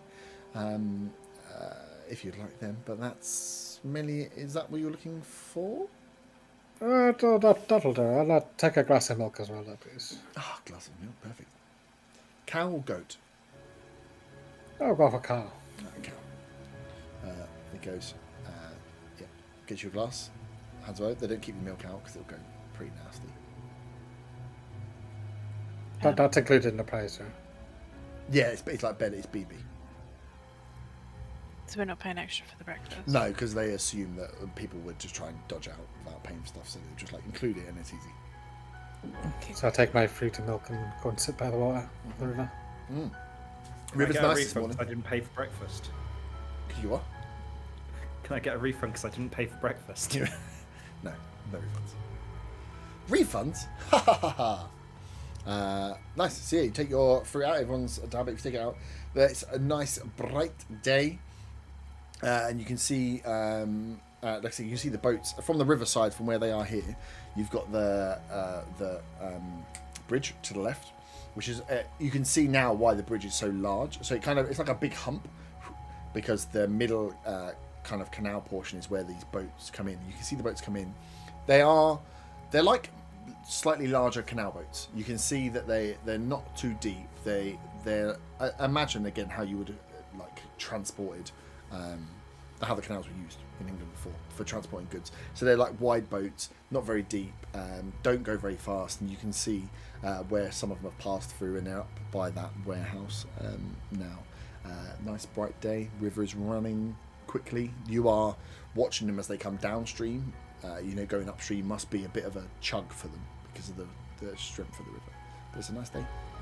Looking out across the bridge, the plain lands. You can see there's a bit this early in the morning. As you look out, you don't have a completely clear view. You can see there's a bit of fog that sits over, and the borderlands are a mix of kind of plain grasslands, which mixed in with a bit of swamp, depending on where you go and which route you take. But a lovely day. Saga has finished eating his plate of crabs and is very full. In fact, almost too full. Mm-hmm. And is kind of waddling around as he waddles outside, very full of crab. Get sport. I've just taken a selection of food to store in my backpack. Mm-hmm. Do they have pan au chocolats? I'd like to know if they have pan au They chocolates, don't please, have sir. any pan au chocolats. I'd just interject here and say we didn't do the whole weasel talking name thing. I haven't seen you all yet. Yeah. The weasel is on my shoulder at this point. But I thought you were going to do a conversation with him. Oh no, it's just happened in the night time. You Ah, know. so- Man, I want to talk to people. I've been It's alright, I've Did still Weasel got pick his past. own name? I've been changing the voice. I'm just gonna do whatever I want now. No, you So- have not. It's Yeah. going to be the same voice. Nah, because you gave me shit about it last time, so I've decided I'm just do what I I fucking liked want. it. Works for my- darling, my name's Hector. Yeah. Go on, see me down that river. Let's go. Way. I No. can't. That's literally from Campaign 3. Nice. Give it a Burnley voice. A Burnley voice. I don't even know what that is. Let's not try it, shall we? Research for next session. Let's go. Cool. So, are you all meeting for breakfast? Are you all kind of about? So, you could pick a table that is so.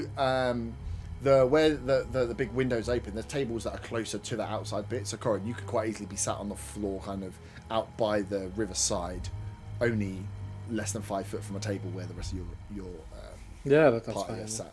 You can get a nice. And as you look down, with Aram gone, there's no one in here. It's just you guys down for breakfast this morning. Everyone else has either left or not come down yet. So you've got the whole room to yourself, bar Silas, who's propped up at the bar.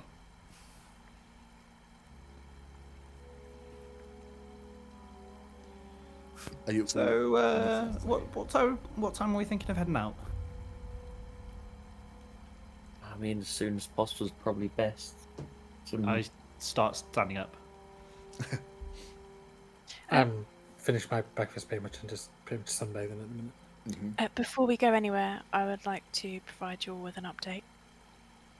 And I put my hand out so that the weasel can sit on my little hand. Mhm. Zaga's eyes light up for a second, and then he remembers how remembers funny he is. Why do you think I've waited this long to tell you? Everybody, me and the weasel were having a chat last night, and we have decided that it's finally time for him to have a name. So we haven't taken the decision lightly. We spent a lot of the evening. Are you asking our opinion? I do not want your opinion, Oh. Arthur. The name has been decided. He is absolutely delighted with it. At this point, the weasel is grinning in a way that only weasels can. And his name is Hector. Hector the Weasel. You can clap if you like. Zaga does not clap. Arthur claps. Brilliant. That's very sportive. What lovely. I just needed to get it in there because he's been called Hector since day one. Yeah, you haven't said it. Somehow I was tell you that- wondering how long you're gonna call him Weasel for. Hector. Hector the Weasel. There we go. Now it's going to be all the more heartbreaking when he dies. Can you- Zaga eats him. Can you just give him, do a little cheer as Hector now that he's got a name, just for everyone else? And you didn't let me be part of the naming ceremony. Yeah, I just couldn't bother to Does- roleplay. does Could little you just spin. do a little cheer? Does a little spin and drops. No, you can. I was going to hear it. What would a weasel cheer be like? Perfect, thank you. Does a bow and a fart. As you have finished your announcement to everyone, which has enthralled everyone, including Silas, You hear the door kind of like not kick open, but opens with a force as the strong footsteps of someone comes into the room, up to the bar, and you see this burly, what you think is a man, but as they start speaking, you realise is a very burly woman. Long. Is it a giant? It's not a giant, no. Unfortunately, it looks to be a human. Long black coat, like tattered in different places, and then as they pass through, you kind of get the waft as well of like damp, a bit mouldy, and a bit fishy as they come in. Oh my god! And they just announce to Silas, like, oh, Silas, fucking River is doing my nutting. Let me tell you, give me something. What you got? You give me an ale or something. I know it's early, but honestly, it's been a fucking troll getting this stuff down. As they quite loudly don't give a shit about you guys in there, orders a beer, and comes in. You get the feeling this person's maybe someone that has been on a ship or runs one of the docking ships that comes in. Kinsey? Oh my god, the name is Minzy. Silas goes, Branwen, always a delight when you're here. I'll have you in. Get yourself some breakfast if you'd like. Tell me all about it. And you can see he's accustomed himself to the stench of the smell of fish lady. And she gets a beer, spins around. It's like, yeah, honestly, it's fucking. The river is doing something, I don't know, north of here, it's gone all over the place. It's bloated as hell. And turns around and goes, oh, well, you've got guests. You're doing well for yourself, Silas. So where are you? I get up and move further away from where she is. Further down the riverbank. Nice. Cool. Where are you, you guys in town for long? Where you been off to? Tell me your story. What's going on here then?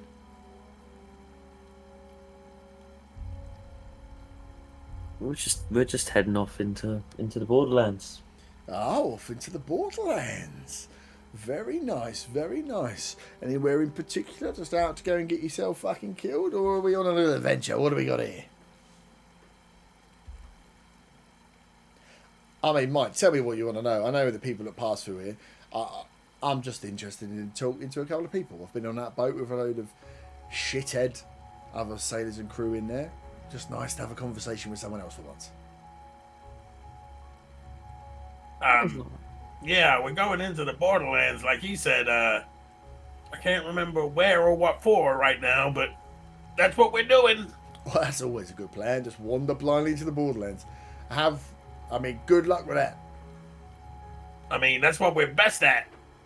Spur of the moment stuff. Fair enough. Tips and gets. It's never got us in any trouble before. It's never gone badly before.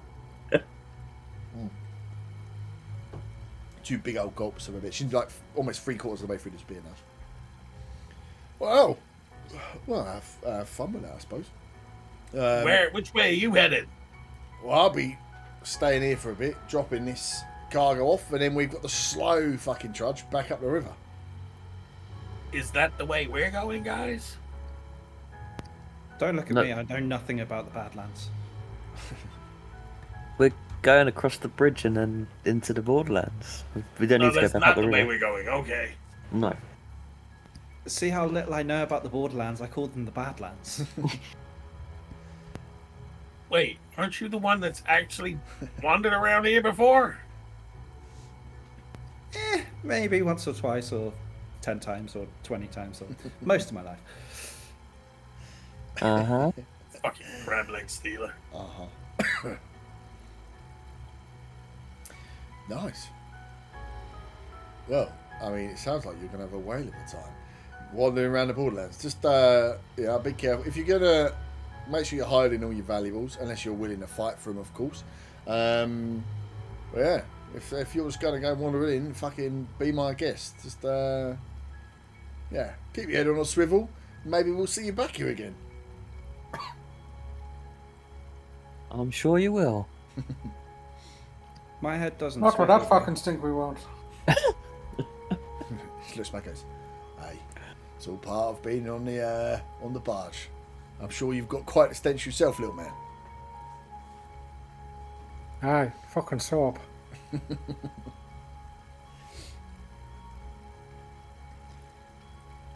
Go back to she's going back to drinking. Zaga is gonna get up and hey guys, I'm gonna go see if I can sell this fucking gold letter opener thing. It's just weighing me down. And maybe my old sword. I'll come with you, Saga. There's a general store type place, a bit like Oddities, whatever it was called. I'll come with you too. I'll do it, getting some fresh air. Fresh air. You don't like the smell of sweat and fish? And I'll bring back some horrible memories there, Zaga. I mean, what was her name? Sweaty Betty. Kinsey. How did it happen, Jess? Her name was Betty. Okay, then. Okay. Walk on the line. Nice. You heading up to the store? Yeah. Well, 3 of us at least are. I don't know what the other 2 did. I'm gonna dip my feet in the water. I'm going to head to the water as well with Arthur. Yeah. Nice. Ooh. Yeah. Bonding time. Because I Couple want to hands try out of my food. runes. I want to walk along the river. Oh shit! Yeah. I gave you that, I didn't I? want to, like, kind of as it gets close to water, I kind of like start fiddling around the ring a bit. It's like, let's try this out. Hang on, It's is Faven Jesus the only moment. thing without? Is Faven the only one without a magical item? No. Yeah. Oh, but she's got a weasel. Nah, because I don't rob stuff. Oh, yeah. So, next time you guys rob something, it would be delightful for Faven to have a go. Rob me something, please, bitches. Can I say if I can rob the weasel and give it to Faven? Listen. I mean, she did rob the weasel. To be fair. Yeah, But she did, yeah. No, you did. No, he chose me. Unhelpful. Did he? Wow. Sounds like. I would like magic items, though, if you want to find me something, that'd be cool. Maybe like a little handbag. Cheers. Okay. Little handbag, cheers. Bag of Prada. Ah, dear Or Amy. maybe Faywin should hold the bag of holding. Actually, no, because then I can't try and put people in it. Mm-hmm. Or steal things. Yeah, I easy. wouldn't use the bag of holding as a weapon, so maybe I shouldn't hold it. What, you mean you just use it as a useful thing that I gave you to hold stuff, just so you don't have to worry about carrying it? That's crazy. It's crazy you do that. Cool. Okay, so yeah, 2 of you go out to the back. 3 of you are off to the warehouse or off to the trader. Faywin's Trader. the one that's Trader, looked at right. these before. Yeah, trader. Nice. So you head over, and as you get there, there's an older human gentleman up front. He's like, "Oh, good morning. Got some early business, have we? Heading out the road. Let me get inside. Let me get it all open up." So I was just having a little bit of breath, like a fresh air in the morning. But don't worry about it. Gets in, unlocks the door, walks himself in. Come in. Welcome to Rivers Bounty Traders. What have we got for today? Looking for something in particular? Want to have a look at the wares? What's the deal? What kind of stuff do you have in? What kind of stuff do I have in? Do you have any magical scrolls of the fireball type? I can air at Zaga. That is incredibly specific, and unfortunately, no, not too much on the magical side. We've got a few bits of a few weapons here, some ammunitions. If you need some ammunitions, we've got some clothes, some cloaks, anything you might need for the Borderlands. A little bit of camouflage, maybe. Oh, sorry, you said things for the borderland. What would we need if we were going there? Well, just make sure you've got the right waterproofs. It can get swampy out there. The swamplands, they tend to move around a little bit. You just want to make sure you're not going to be getting your nice. And he looks down and goes, "Your lovely boots. Oh, thank you. Absolutely ruined in the boggy waterlands of the swamp. It's a difficult one. One day, bone dry. Next day, you're in ankle-high water. So, we just sell waterproofs that you can throw over and make sure you're looking after yourself. You never know what's going to go on. Weather up here, horrible half the time. Do you have any cagoules? We definitely do have some good goals. No? Could I have a look at your clothing Yep. selection, please? They have a selection mainly of just like earth-coloured cagoules. Yes, because normally people are buying them to keep themselves They're not a fucking Princess Elf. I get it. They're not at fucking Disneyland. Yeah, they're mainly going through like they don't want to highlight themselves to the people that make them. So yeah, if there's anything in particular you're looking for, we can have a look. But I haven't got anything of the fireball variety, unfortunately, my little friend. Oh, that's a shame. What do you have? I mean, you want me to list out my entire stock list? That seems like a... What have you got for... how much are we talking? What were you putting on the table? I need to know where to start, don't I? Well, first of all, I've got a couple things I want to get rid of. That's always a great place to start. I've got this gold letter opener. A gold letter opener? I show him the gold letter opener. He's like, do you mind? Yeah, have a look. Takes it, feels. He's like, okay, this is, yeah. What do you suppose one would do with a gold letter opener, though? Open letters, fancily. Yeah, it's very expensive when you can just do it with your finger. It tends to be what I aim for. I mean, the I guy who originally owned it used it, obviously. Oh, well, I mean, the guy that originally owned it, the one you bought it from, yeah? The one who gave it to me. It was a gift. Of course, the one that gave it to you. Because I got a lot of letters. Good. And now you want to sell it? Well, I don't need it anymore. And we're going to the Borderlands, you know. Yeah, I would definitely try and get rid of it. I mean, I can give you it for its gold value. But that's How much is its gold value? Well, and he like picks it up, feels the weight of it. He's like, I'll give you 10 gold pieces for it because I'm gonna have to go and melt it down. Insight? Yeah, I want to know if he's lying about the value. What insight?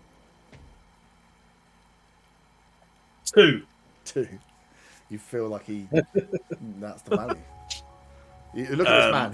He's waiting. You can feel the way you look at him. Like the way he's weighing this up with just his hand. This man knows the weight of stuff perfectly. It's a very generous older, offer.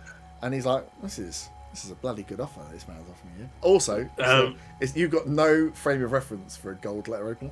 No, none He's whatsoever. Like, it's gold. Zaga being Zaga, he's still going to try and negotiate. Oh yeah. Okay, 10 seems decent, but not really what I was looking for. I was thinking maybe like 13 gold pieces for the letter opener. Oh, you want for the gold value. Let's say it's 10 down for gold price today. But if you wanted to take something else off my hands, then maybe we can talk about a trade value, which maybe I can do something. It depends what you're taking off my hands. But let's mark it down as 10 and we'll go from here. I've also got this rapier that I don't need anymore. Would you take a rapier? I will, but I'll be honest with you now. I'm not going to give you great money for it because I've already got a decent amount of sword. And he points you over, and he's just got like a barrel just full of swords upside down. So turns out people come pretty much prepared for the Borderlands. So I can give you something, but it's going to be honestly not the greatest value for you. I'll keep the rapier. So 10 gold cash or maybe a trade-in. Guys, is there anything you guys are looking for? Some waterproofs. Yeah, so waterproofs and maybe a second cloak. Mm-hmm. Do the cloaks billow? No, I don't want a billowing one now. That's a bit fancy for me. Just a regular cloak. The guy that I was speaking to last night said that it's quite dangerous and people are likely to rob us. I mean, they can fucking try. So maybe just some clothes that will make me look a little bit more like a peasant. Well, the cagoule itself will be if you've got yourself like a proper, and these are like waxed jackets, waxed leather with jackets, and they've got they're like big hoods that come over like Eagle Hawk ones. So you'll lose a bit of peripheral vision, but they've got the fringe out enough that it kind of keeps the rain off you. So there's enough here that would make you look traveller-esque. And then they sell wraps for the boots as well, which are just like big bits of material with leather buckles that you wrap around your boots, tie up, and essentially you walk as normal on them, and then you take them off, open them up at the end of the day to dry them out. It's like the best way of doing them. So yeah, they do like all of those in earth neutral colours: dark blues, dark greens, browns, greys, blacks. How much are they? What? The googles and the wraps, shoe wraps. How many are you buying? If you're buying for more, we can do a little deal. Quick question, Herb. Mm-hmm. With the Ring of Water Walking, does that work on the swampland as well then? Ooh, it would do, yes. 'Cause 'cause it water. says moves across any liquid surface if it was solid ground. Mhm. So that'd be fine you- in the swampland If as well. you hit difficult terrain on swampland, that would stop you having difficult terrain on swampland, yeah. Okay. Yeah, for a set of waterproof each, it'll be 5 copper. If you're going to buy more, then maybe again I can look at doing you a deal. I've got all the colours in, which means I've got a good amount of stock in, so I'm willing to do a little bit of deal. No, we just need one each for the 3 of us. What? 3. I mean, 3 is more than 1 though. So yeah, I could do that for 13 copper. Would you consider a discount considering that my friends are, and I kind of look at Corin and Zaga, of smaller stature, less material? Oh, well, I mean, I was going to sell them the smaller sizes anyway, but I see what you're saying here. You don't want to pay the same. We kind of go for a equal basis that everyone pays for themselves here, but we can knock off maybe 1 or 2 more. But I feel like 13 copper is a pretty good price. You know, flutter your eyelashes. I would like to flutter my eyelashes, please. Roll a persuasion check. Oh, for fuck's sake. 4. He's like, It's like in think your of eye. your lovely boots. 13 coppos, pretty good deal. 3 sets, pick whatever colour you want, and you've got them there. I'm gonna go for it, guys. I can't ruin these boots. Yeah, let's get 1 each. Okay, what else do you have that we might find useful in the Borderlands? Well, I mean, again, it depends what you're coming down for. I can do. There's certain amounts of basic armors I've got here. I've got some other, weapons. If you want some more weapons, I see you've got some already. We can maybe do some. And he looks and catches your bow. He's like, I could do you some arrows if you'd like some arrows. We've got stuff for coating your arrows if you'd like. You maybe want some bits to throw on blades, but it's going to be your basic protection. We normally armor up and set the guards back out from here. Normally, actually, when they've been robbed in the Borderlands, we reset them up because no one wants to go in without anything. What coating for arrows do you have? Well, we've got this nasty. We've got 2 types of nasty little vials here. One that does a bit of a burn. It's very acidic. Do not drink it. Do not get it on your skin. Be careful when coating the arrows. And the other one is a bit of a longer one. It's the poison. The poison one, I will say, a lot of the poison that I get in is from the guys that go and hunt the animals in the Borderlands themselves. So how well it will do against some of them, I don't know if you come across any beasts. But yeah, we can give you some stuff to coat some arrows in poison or some acid. Wait, the animals are poisonous? Do you have any anti-venoms? Wouldn't that be a good thing? No. But yeah, you just stay away from the sharp bits. You seem like you're pretty kitted. Do you have any good berries or anything like that? Oh, no. I wish I had some good berries. Actually, been waiting for some to come in from the... we were trying to get some in from the druids in Redvant, but we've been off short supply recently. Yeah, so are they.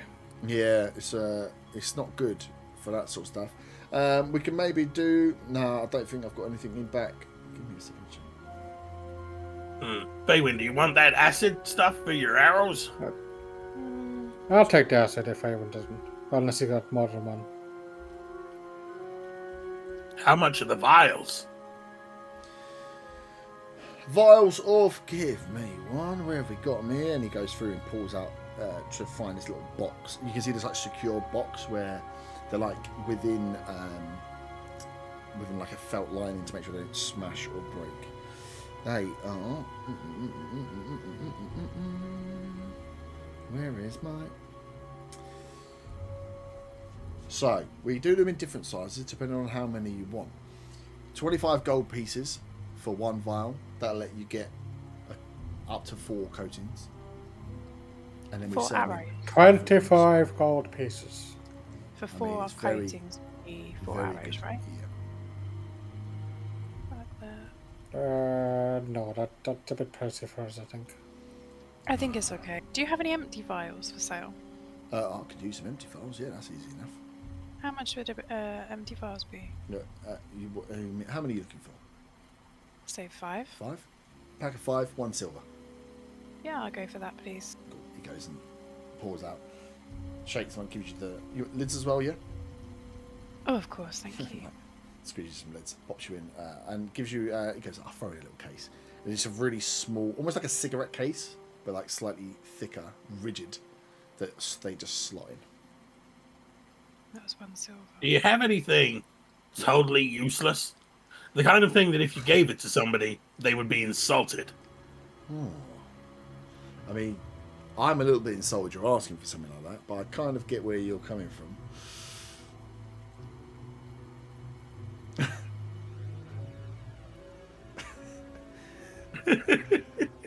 Why did you tell us everything? Well, because what I was about to say, and it's gonna. Let me just check something first before I fuck up.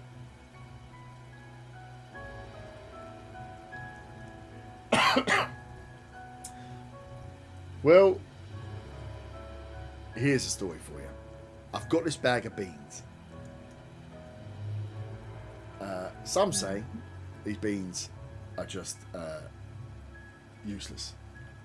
But I was sold on telling that some of these beans have certain effects. I've tried some of the beans. Most of them don't do anything. But I've had the odd one that's come up with something a little bit surprising. One of them did nearly blow my hands off. But I can't guarantee what they do. I've had them for a while. Who knows what to do with a bag of beans that might blow your hands off. So I can sell you them. That could well be completely useless. It could well be the greatest thing you've ever had. I'm expecting these will be cheap because you can't get rid of them.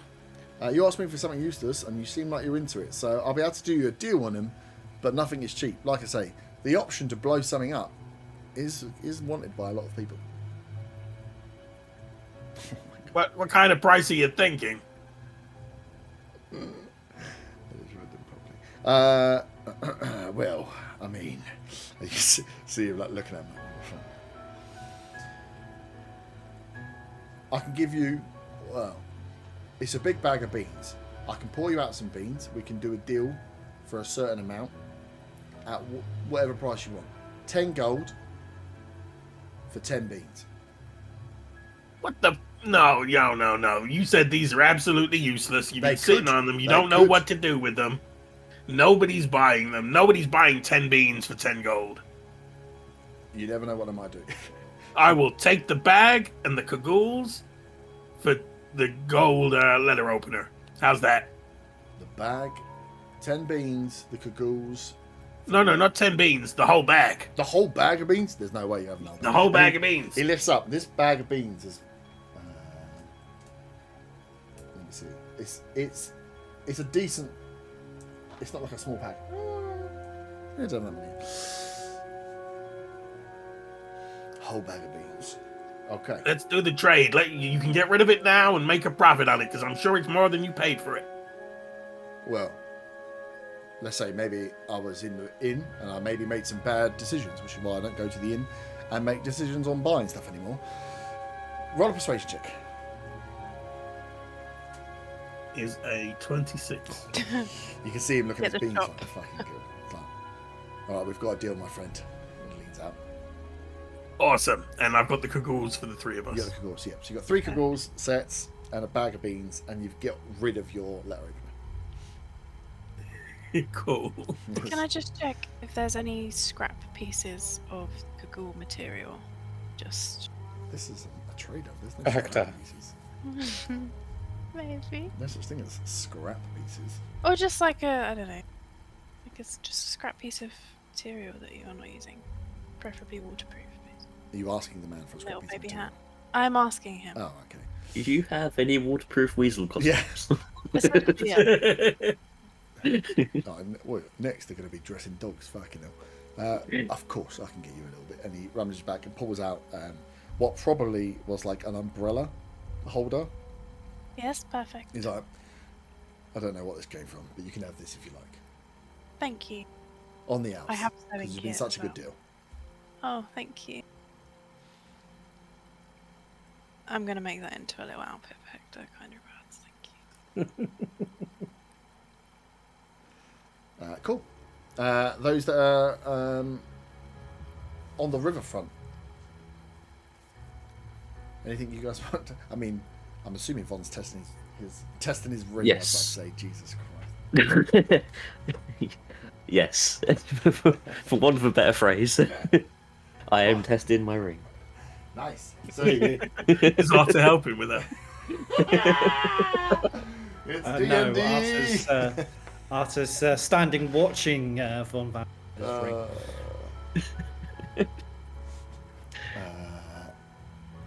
oh God! Sorry, just this is Is it a tight fit? no. So you, it's a magical ring, so it always fits perfectly. So yeah, you put the ring on and feel like the attunement process as you go through,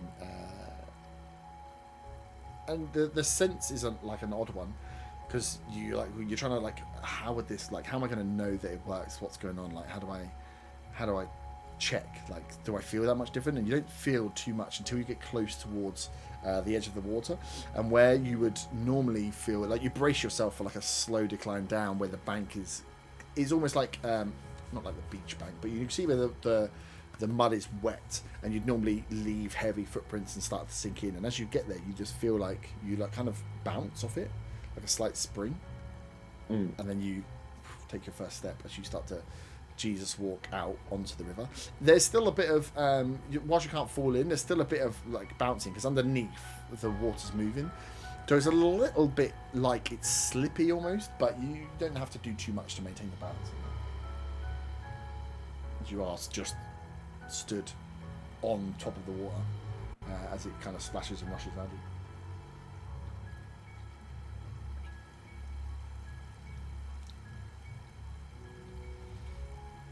Anything you'd like to do with this?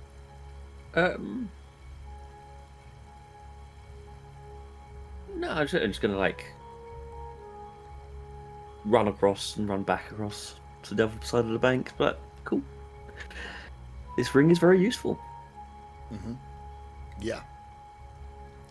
I've just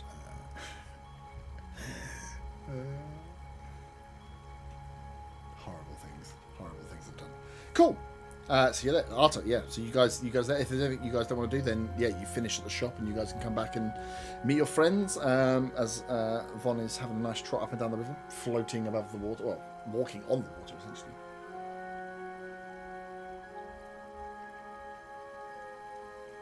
Yeah, I'm not doing anything. I'm just kind of watching,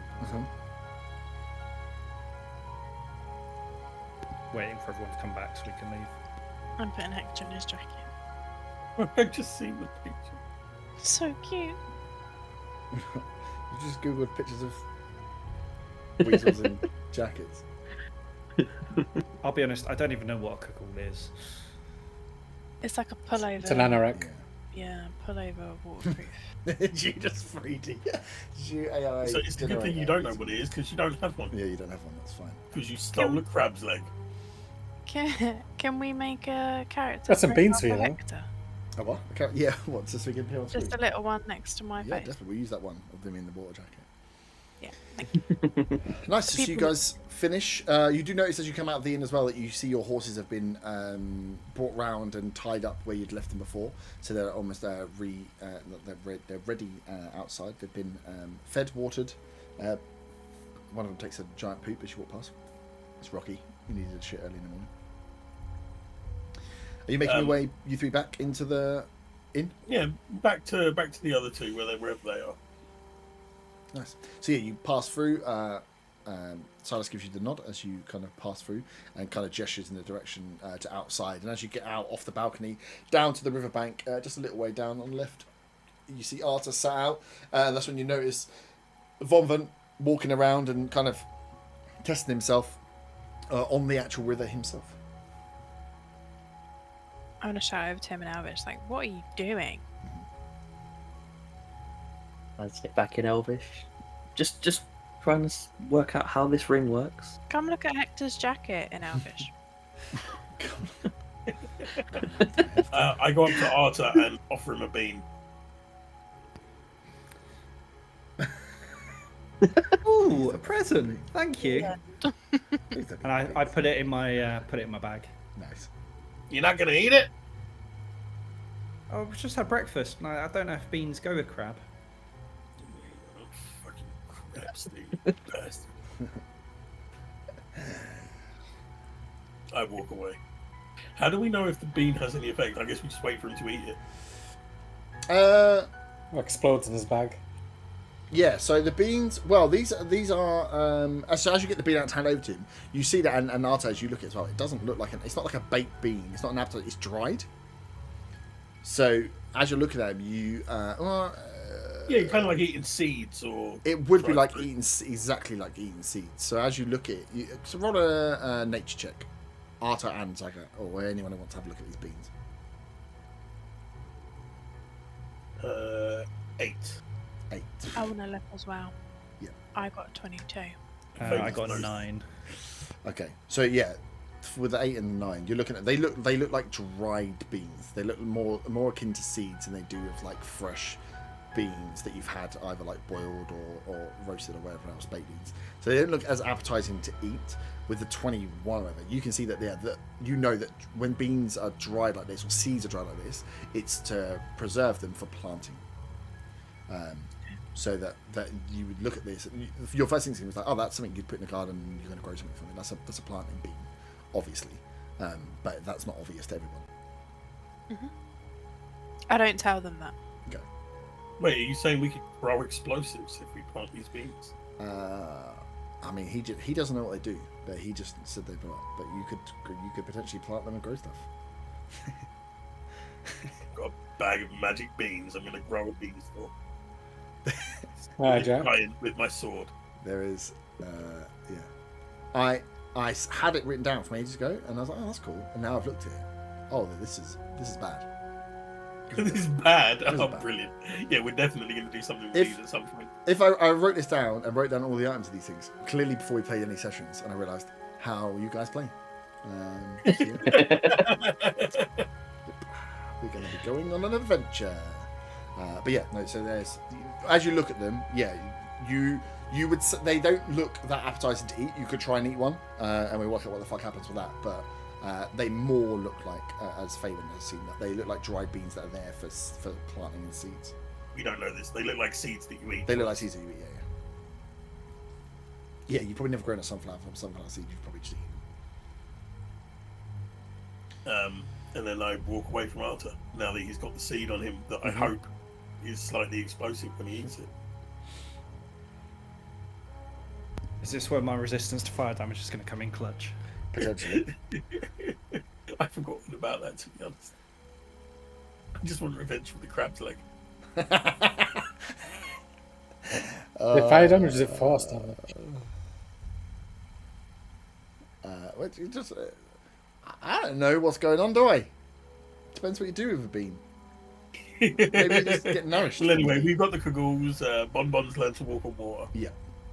Yes, you're there. So you are all back together. You're fed. You have the horses laid bit up front. You've done a bit of selling, a bit of shopping. Yeah. I mean, where would you like to go? You, at the moment, to roll back your plan, because I know you guys are great at plans, you have a rough map that just told you roughly where to go from this point, which was that when you got into the Borderlands, you needed to go along the river north to find, and I think he told you what it's called as well, didn't he? Did you write it down? Yes. If I give Wait, you so much. that smelly lady might be going the way we want. She would probably be going one of the ways you want. That's not the right one. Yeah, he. Let me find the right. What is the place called? I'm sure I wrote it down somewhere. So I definitely have it written down. Riverhaven. Riverhaven. So Riverhaven, he said, is some kind of of the borderland houses, the families. They live in settlements, but not. Some people will know where the settlements are because they would have travelled them, but they're not known to the cities. Nor do the cities really care about them. Like, why would you care about where some randomers are living in the Borderlands? The Riverhaven itself, he was a bit more sure on its placement because it's like a ritualistic sanctuary. So they know that there's something akin to a temple, a church of sorts there that is used by some of the clans for some of their rituals. So he knows there's a semi-permanent building. All he knows is it's up the river somewhere. and following the river north as you get into the borderlands is all he's given you. He hasn't given you any other information. So that you are literally running from that to be like, hey, where are you going? We're going up the river north. That's all we know. So that's the information you have. You can go with that, but there is the opportunity, obviously, to speak to other people if you want to try and find more out. I know you're also just going with your plans. If we're trying to find this River Haven place, maybe that smelly boat lady knows where it is. We could certainly ask her. Corin seemed to like her. Maybe he should ask. I'm not going anywhere near that woman. Can I see from the map that Bo gave us and the map that I drew from my conversation with Aaron? Yep. Do they look similar? No. Like, could the treasure map be? No. No. Okay. His map, and like I said, I'll get a sketch map drawn up. His map is more of a grid square within the forest, the border forest, where he thinks there's a lake. So it's more of a lead in to find this lake, and it's like there's certain markers that he's put on there, which are like landmarks, and it must be like it's like between these two landmarks. If you find this one, then you know you need to go like kind of southeast, and if you find this one, you must be close to the lake. And if you find the lake, that's the lake he thinks the treasure has been magically buried in the middle of. But that's within the forest. The one that Bo gave you is literally like here's the river. The river runs north. If you go all the way to Allhive, you're too far. So he knows it's not far up, but he knows somewhere up within the like swamp you will find Actually, one note he has on there is he says when you he said the only thing he knows about is you notice the flowers changing. So he's like, when the flowers change, you're getting close. But your central route is go north along the river, and you should bump into it. You know you're getting close when the flowers start to change. Okay.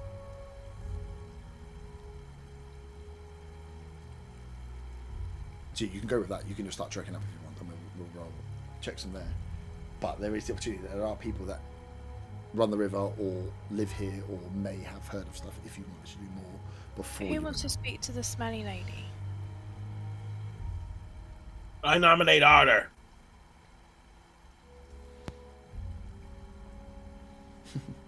Yeah, okay.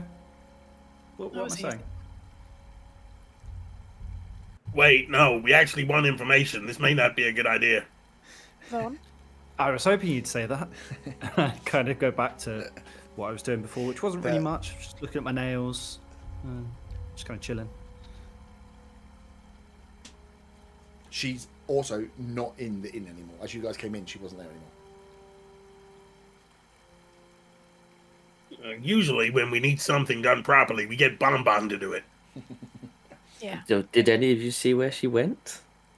I mean, you guys were the ones that stayed here. We were in the store. Did either of us two see where she went? You would surmise from your dancing on the water that potentially the sailor lady went back to where the boats are, which is in that dock, stall, warehouse building. That's where the boats have gone and boats are parked up. She came in from a boat. Okay, I will head over to the warehouse, the dock store. Mm-hmm. Down the river. That's What, along the water, yeah. Walk along the water, walk in. Boat side. Cool. No, I'll go back in. I'll go in the normal way. Nice to see you. You go through. Yeah, and if you would check with Silas as well, he'll be like, yeah, she was down at Silverwater. So he sends you down, and yeah, as you get to the like, it's a big old building with like a tiny. Well, there's one little like double front door, and then next to it is a big like cargo hangar open. Cargo hangar. Big like warehouse shutter door that's opened up, where if you peek and see it, you can see it's just a warehouse in there, like big stores, big crates that are in there. A lot of the stuff is on runners or on like pallets essentially to store it all. But yeah, you can go in through the warehouse, find someone, or you can go through the double doors, up to you, which looks more like a reception, like office type place. Did we get her name earlier on? You overheard that she was called Branwen. Branwen. Branwen. Yeah. B-R-A-N-W-E-N. Good old Welsh name. Yeah. Branwen. Branwen. That's the names. Got that wrong house. Okay, yeah, so I'm gonna walk in through, try going through the double doors then. Yep. Um, Very nice. Cool. Go through double doors, and there's you can see yeah, it's like a faux office. Like there's the two other interior walls that are like 6 foot, 7 foot high, and there's no roof. The roof just goes up to the ceiling of the roof. So it's like you're in an office, but the office, they didn't put the roof on the office part of it. It's just opened up, so you can hear all the movement around inside. And there's, on the desk, there's a bell on the desk that just says "ring for assistance" on top. I'll ring the bell. Ding ding. A dragon spells. No. Cool. You ring the bell, and like quick as I flash, the door that's across from the desk going into the warehouse opens up. And there is a long, like grey-haired, longer-haired, like kind of pulled up into a ponytail human, who's got like a shirt kind of busted open. It looks like quite a big. Looks like he could lift a fair amount, actually. To be fair, fairly stocky build. Looks a little bit dishevelled, a little bit sway. Looks like he's been constantly running around as he barges through the door with a lot of energy. Just goes. Hello. What can I do you for? I was looking for Branwen. Is she still? Yeah. You one of her crew? No. crew? Just bumped into her in the inn. Perfect. She's out of the docks. Just make your way through the warehouse. Don't take anything. And she's on the second boat out, furthest one out from the edge. You should be able to find her there. Don't worry about that. But if you need anything else, give me a shout. If that's all you need. Okay. Yeah. Thank you. Head on towards the boat. As you walk into the warehouse and kind of back through, you see there's a few crewmen moving stuff around. You see this guy, and he is just like darting, like full sonic energy, darting about, checking on things, moving stuff, paperwork. He's always got like a clipboard. It's almost got like a clipboard on like a chain or like a string around him that you can always pick up and note stuff down, put it back down. And he just busybody lets you go by.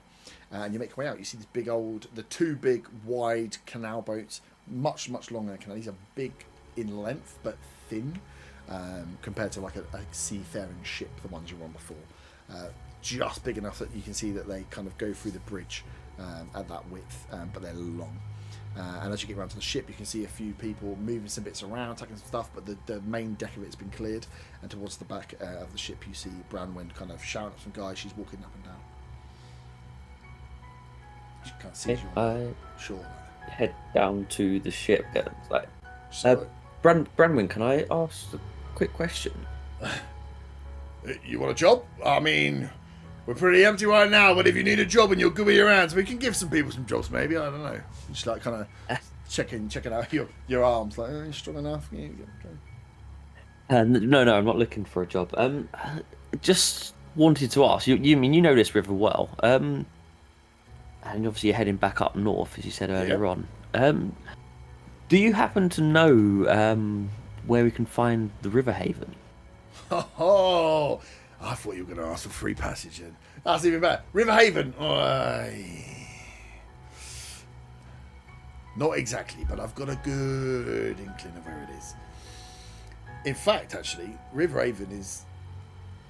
Something's going on there, I'm sure of it, because that area of the river is fucking bloated. That is overflowing. The banks have gone. So if you want to find it, I mean, shoot up the river, and where the bank's blown, that's where you're looking around, because it's fucking horrible. In there somewhere, although I don't think they've been using River Haven for years now. I don't know where. Anyway, go up the river. I would actually suggest, easiest way, if you've got a way of getting across the river, is doing it on the east side, finding the bloat and crossing over. If you want to go from the Borderlands side and go up from the west side, you're going to have to get through the swamp. It's going to be a little bit more of a trudge, and especially with the amount of water that's kicking out of there. But head up enough, you'll see the flowers. They start to go pink. There's these big red blooms. Don't take the flowers. But when it starts to change, that's roughly what you're looking for. It's somewhere in that area. I don't stop the boat there. We don't get off there. But I know that we've passed, and I know there's a lot of water coming out there at the moment. Okay. So you think heading up the other side would be better? I mean, we've got horses as well, so I guess it would make be a much wiser option heading to the east side then. You'll get there quicker on the east side, but you ain't going to get no. Well, I mean, unless you've got a way, but you ain't going to get those horses across the river. Okay. But yeah, that's what I bet. Do you know- It's going to take me fucking ages going upstream on a horse, going that way. On foot, it's going to take you a day good. On a horse, you could probably do it enough. If you get a clean run, if you go through the swamp, you're going to be slowed down. I hope you got some good horses on you. Yeah. That's what I'm worried about. I'll take them on these. I mean, I don't know where you're gonna have to leave him somewhere, charged up, but that's not my problem. That's yours. But spotting it on the way down, it's going to be much easier to spot the bloke from the east side than it is from the west side. But up to you. Round that area somewhere, you shouldn't go wrong. You'll be able to find it. I've heard it's a bunch of stone ruins. So when you hit stone, I'm sure you're in the right place. Okay, yeah, thank you. No worries. And if you do need a job, let me know. We'll be passing up and down. Yeah, no, I will do. Thank you. Safe journeys. And to you. She like goes back to him. She's like, "Come on, get the fucking ropes on. Let's get going." Okay, so I'll head back out to the group and relay the information. Nice. So you have a bit more information. So yeah, you have a choice.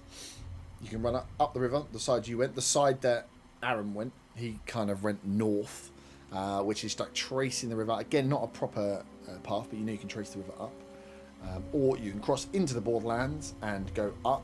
But at some point, you're going to have to make sure that your checks are going to keep you away from swamp. If you want to keep the horses and keep out of difficult terrain, slow yourself down.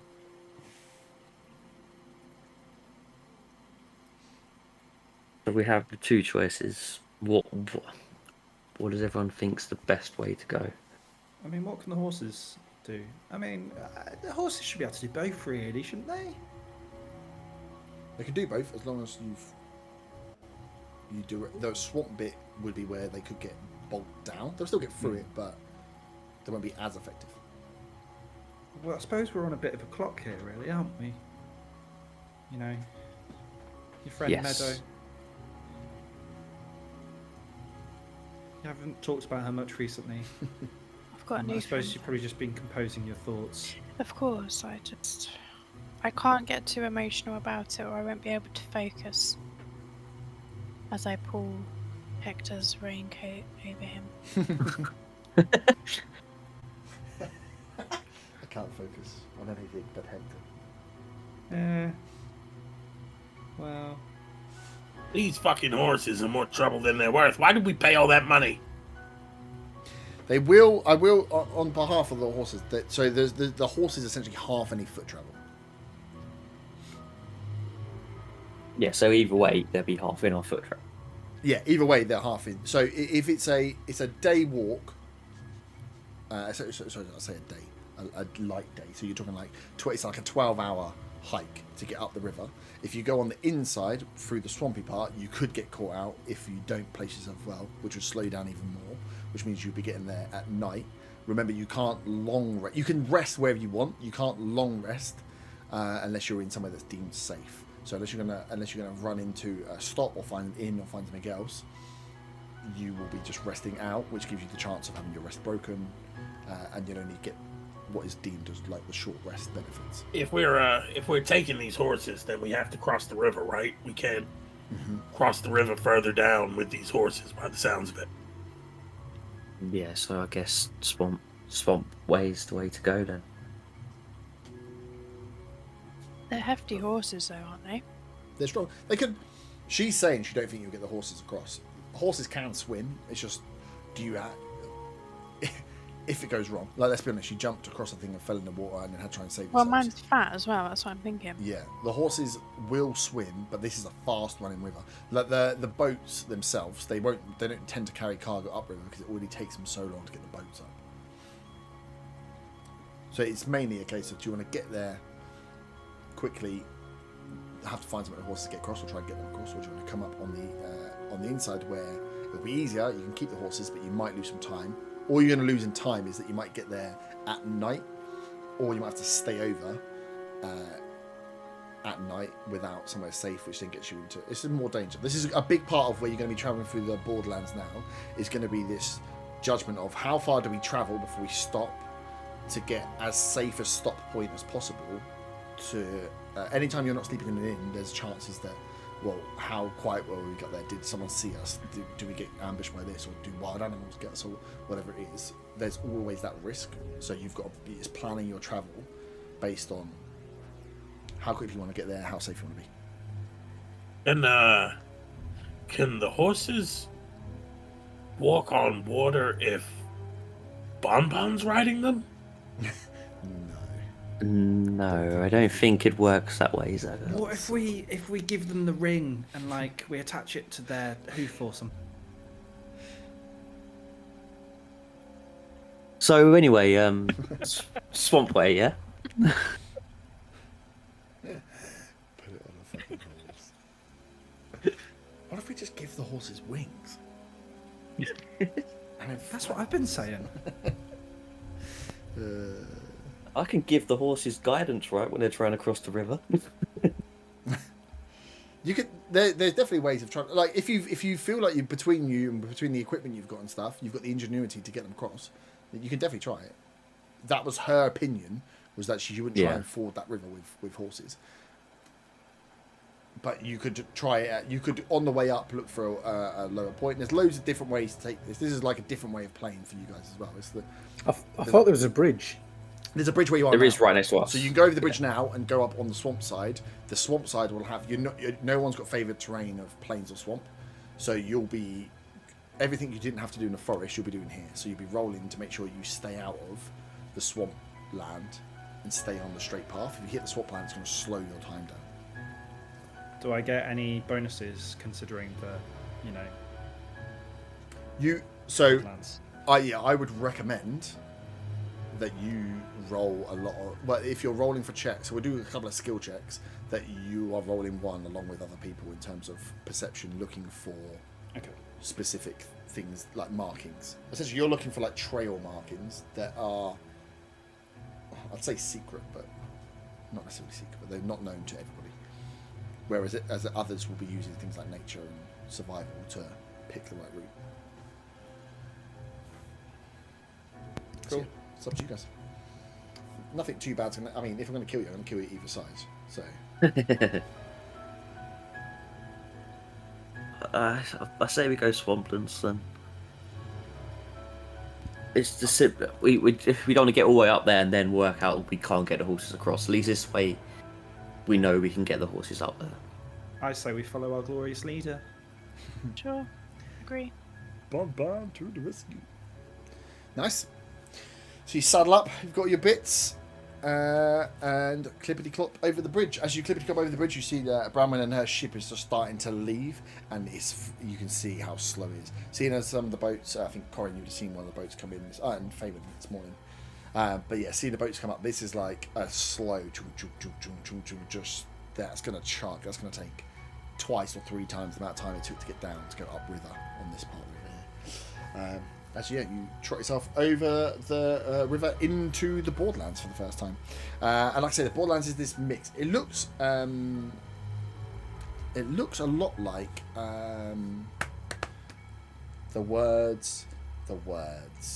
the moors, the fens. What's the one up there with all the pink and purple flowers?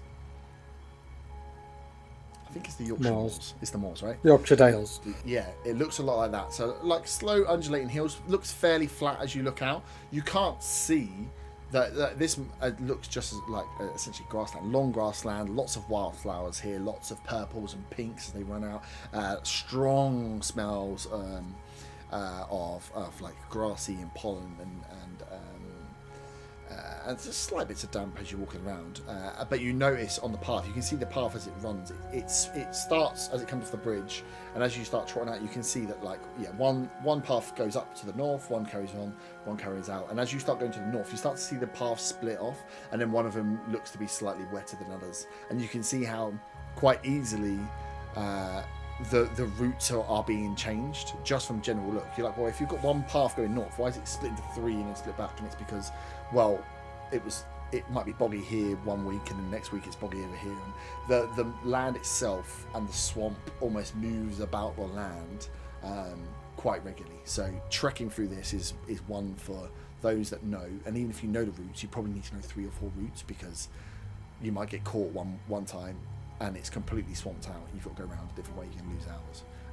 So yeah, that's the kind of feel. It's deep, thick grass as you walk in. You can feel that you're on steady footing, and every so often the horse will dip a little bit where it's found a little wet patch, and you get the feel that that's what's going to carry on out here. But incredibly beautiful as you look out, especially early morning. There's a bit of a fog further out, and you can see where some of the hills are slightly larger than others. So your eye line you don't have a completely clear eye line all of the time. But you feel like if you were to get on one of these slightly larger hills, you might be able to see a little bit further as the sun starts to come through and kill the fog of this cold January morning. But you're on your horses and you can make your way north. So you have in front of you a rough idea, a thing to look out for. You're looking for water bloating and for flowers changing, and a trek north. So how would we like to do? Who wants to take the lead on things? We shall do a little skill check, which will be mainly based on how bad things happen. That could be times lost as well. So if we can have at least 3, we need at least 3 successes. But you can what we did before, pick a skill that you are proficient with from your character. If you want to pick one that's a bit offbeat, pick one and let me know how you're using that to make it work. And we'll roll some checks and see how you guys get on for your travel north. Who wants to go first? I think I'll lead the charge, Yep. and then I'll just kind of do perception checks to make sure I'm staying on the right path. Just standard stuff on my thing. I'll be like, follow me, I am the leader. And then I'll have my cape billowing behind me as we go. On the horse. Is someone sat on the horse behind you? No. Oh no, you won't. That's because they just get whipped in the face with a fucking cape. It's like, oh fuck. No, because Corey made the bad choice of going on the horse with me with my nat 1 Yes, animal handling.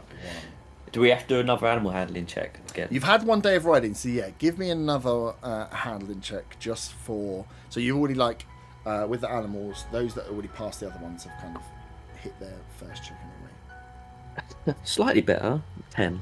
Okay. 6. Sorry. God damn it, Fabian, if we get thrown off this horse. It's because you're too fat after all that crab.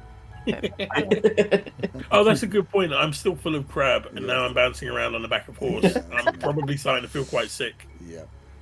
Throw up in the fountain. clothing. I do not sick in my hair. Okay, so No promise. Might cure your split ends. yeah. Regurgitate into Hecate's mouth like a mother bird. Right. I wonder if I can regurgitate you in a minute. Arthur, did you want to roll another animal handling as well?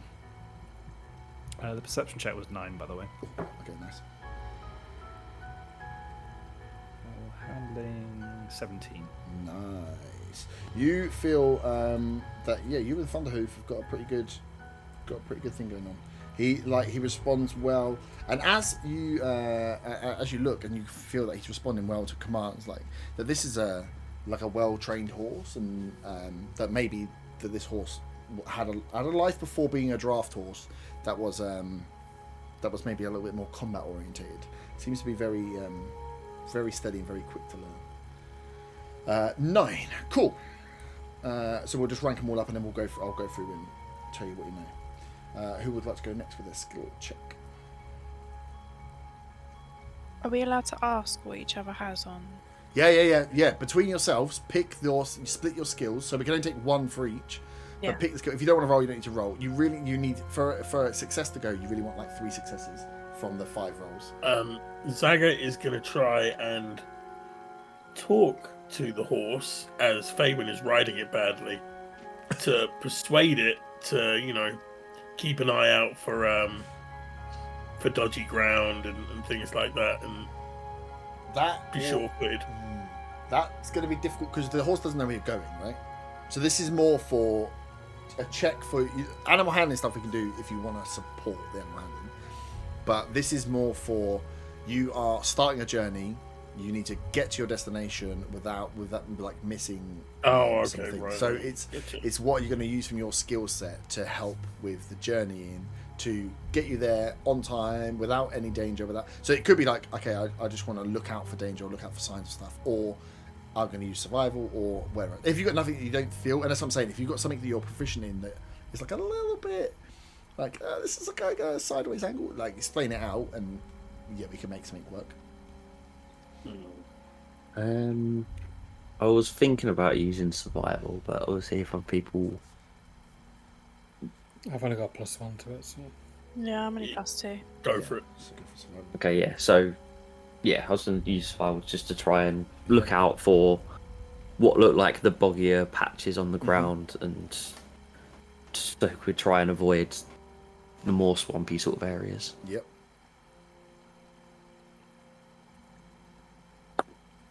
It's a 16. 16, nice. Who's up? Who's next? I've got +5 on nature. Anyone's got better than that? Yeah, go for it. Go for it. So yeah, I'm looking at the area to see if I know anything about recall lore about the terrain, any plants around, any animals that I should be keeping an eye out for within that terrain. Yep. And also the weather, in case it's about to start pissing down. Yep. It's a good thing 3 of us have goggles. Yeah, it's 20. As a 20, yeah? Mm-hmm. Nice. Can I try? You've got 2 successes. Can I try a performance? Traveling songs again.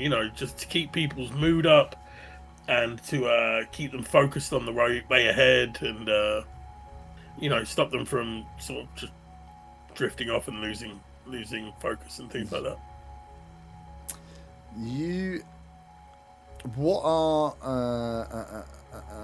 Yes, you can, and we'll do something with it because that is a difficult one. But roll your performance, and we'll work out what we do at the end. That's a 19. 19, nice. Corin, what are you going to do? Well, I don't think I have anything particularly good to do. I was thinking maybe stealth isn't to look out for like hiding spots or good stealthy spots. If people can hide them, that's more perception, isn't it? You could use stealth. No, I'd say you could use stealth. You could use stealth to spot where people might be. Yeah, for like ambush spots. Yeah, for ambush spots. You could use the reverse of like, if I was to ambush, where would I be looking for? What would I be watching out for? That sort of thing. Yeah, I'll do that then. That would be a 16. 16, nice. Okay, cool. Yeah, so you've got some pretty good ones on there. So with that performance check, Von, do you want to roll your perception again to get a clean sweep? Perception? Not Von. Arta. Arta, do you want to roll your perception? You're buoyed, and it works out better. Am I rolling another one? Roll another one. You're the joyous melodic tunes of Zaga. 22. 22, nice. Much better across the board. What song are you singing us, Saga? If it's not Country Roads, then... And how long are you singing it for? Because you're on the road. You're on the road. Nice. No, that's good. So across the board, real well. So yeah, as you all take it in turns to kind of pick up and pick the way through. Arta, you're looking out for. You see a few signs, just standard trail markers that you've seen Callan use before. You don't see any that mark. You see a few that mark like "Do not go this way," and you see a few that just tell you that show the signs for turning right and turning left, and you kind of follow them as you see them where they come up. And those being just like rocks stacked on rocks in different formations tell you, okay, like straight ahead, left, right, don't go. And you just see them in like you as you're spotting them out as they come through. You see them like on a rock. There's a few piled up. The rest of you might pick up these, not really have any clue of what's going on. But yeah, the few of those that you see keep you on the straight and narrow. When you get oh my god, I pressed my button. Sorry,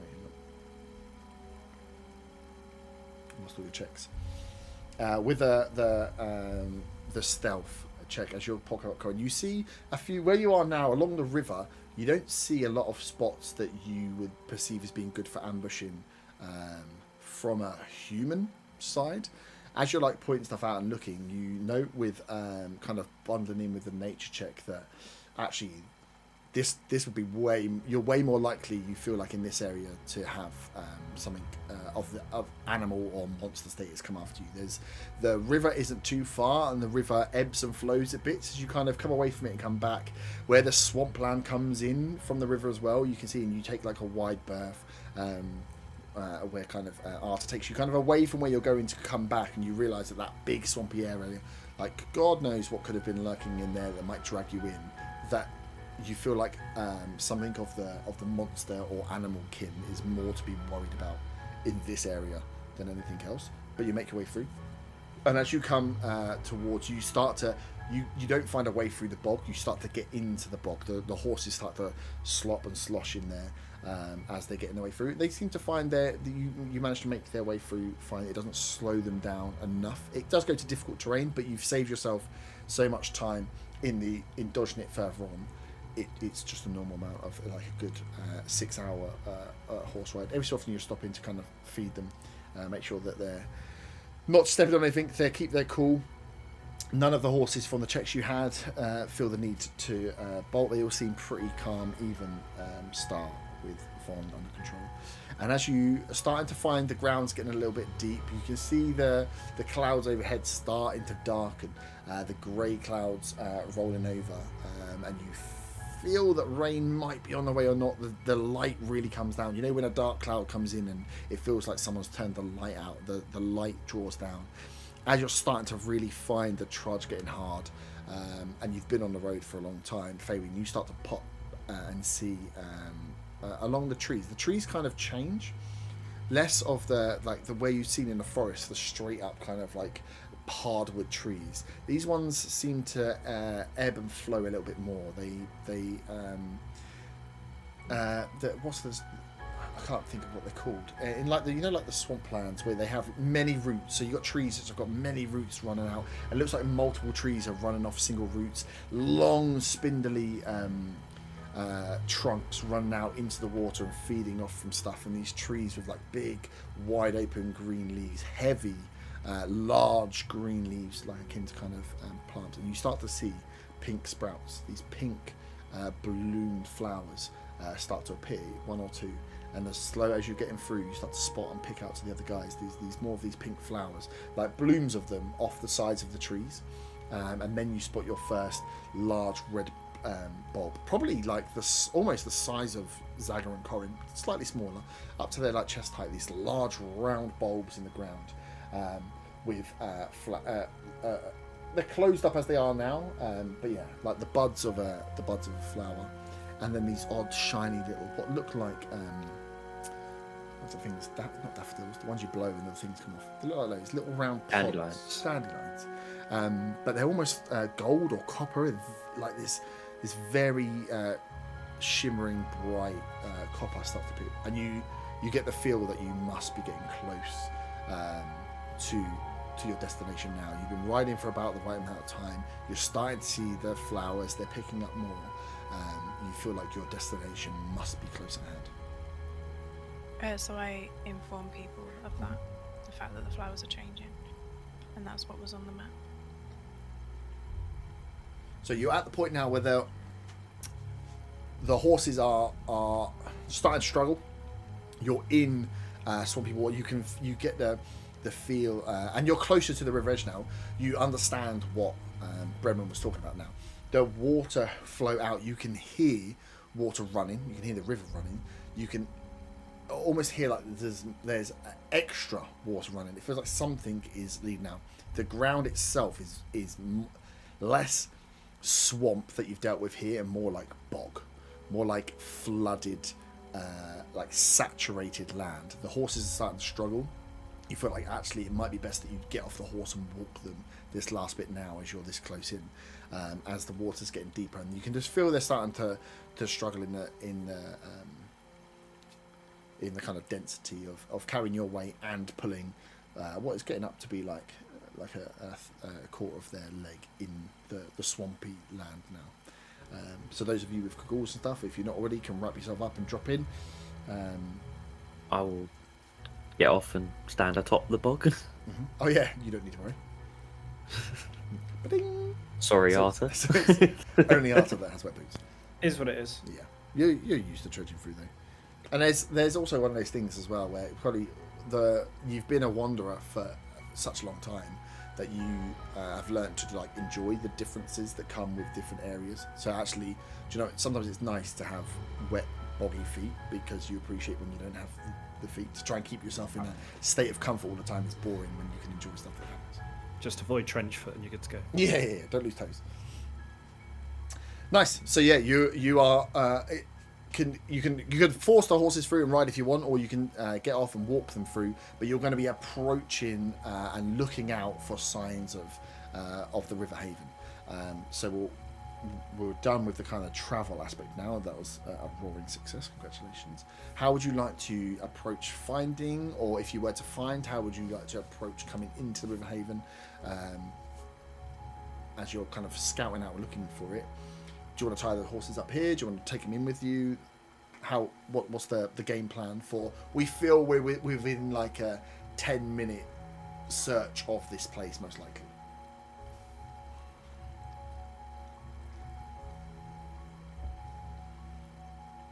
I feel like it might be best to tie the horses up here, continue that bit further on foot. The problem is, are we going to be? I'll get close to the mic. Are we going to be able to? We're not going to drown because horses have got longer legs than. And I gesture towards Corin and Zaka. Yeah. So for What are you trying to say? For you two, in certain Keyword. parts, you dip like the rest of the guys they're coming up to their boots. For you, certain parts are coming up to close to waist height with this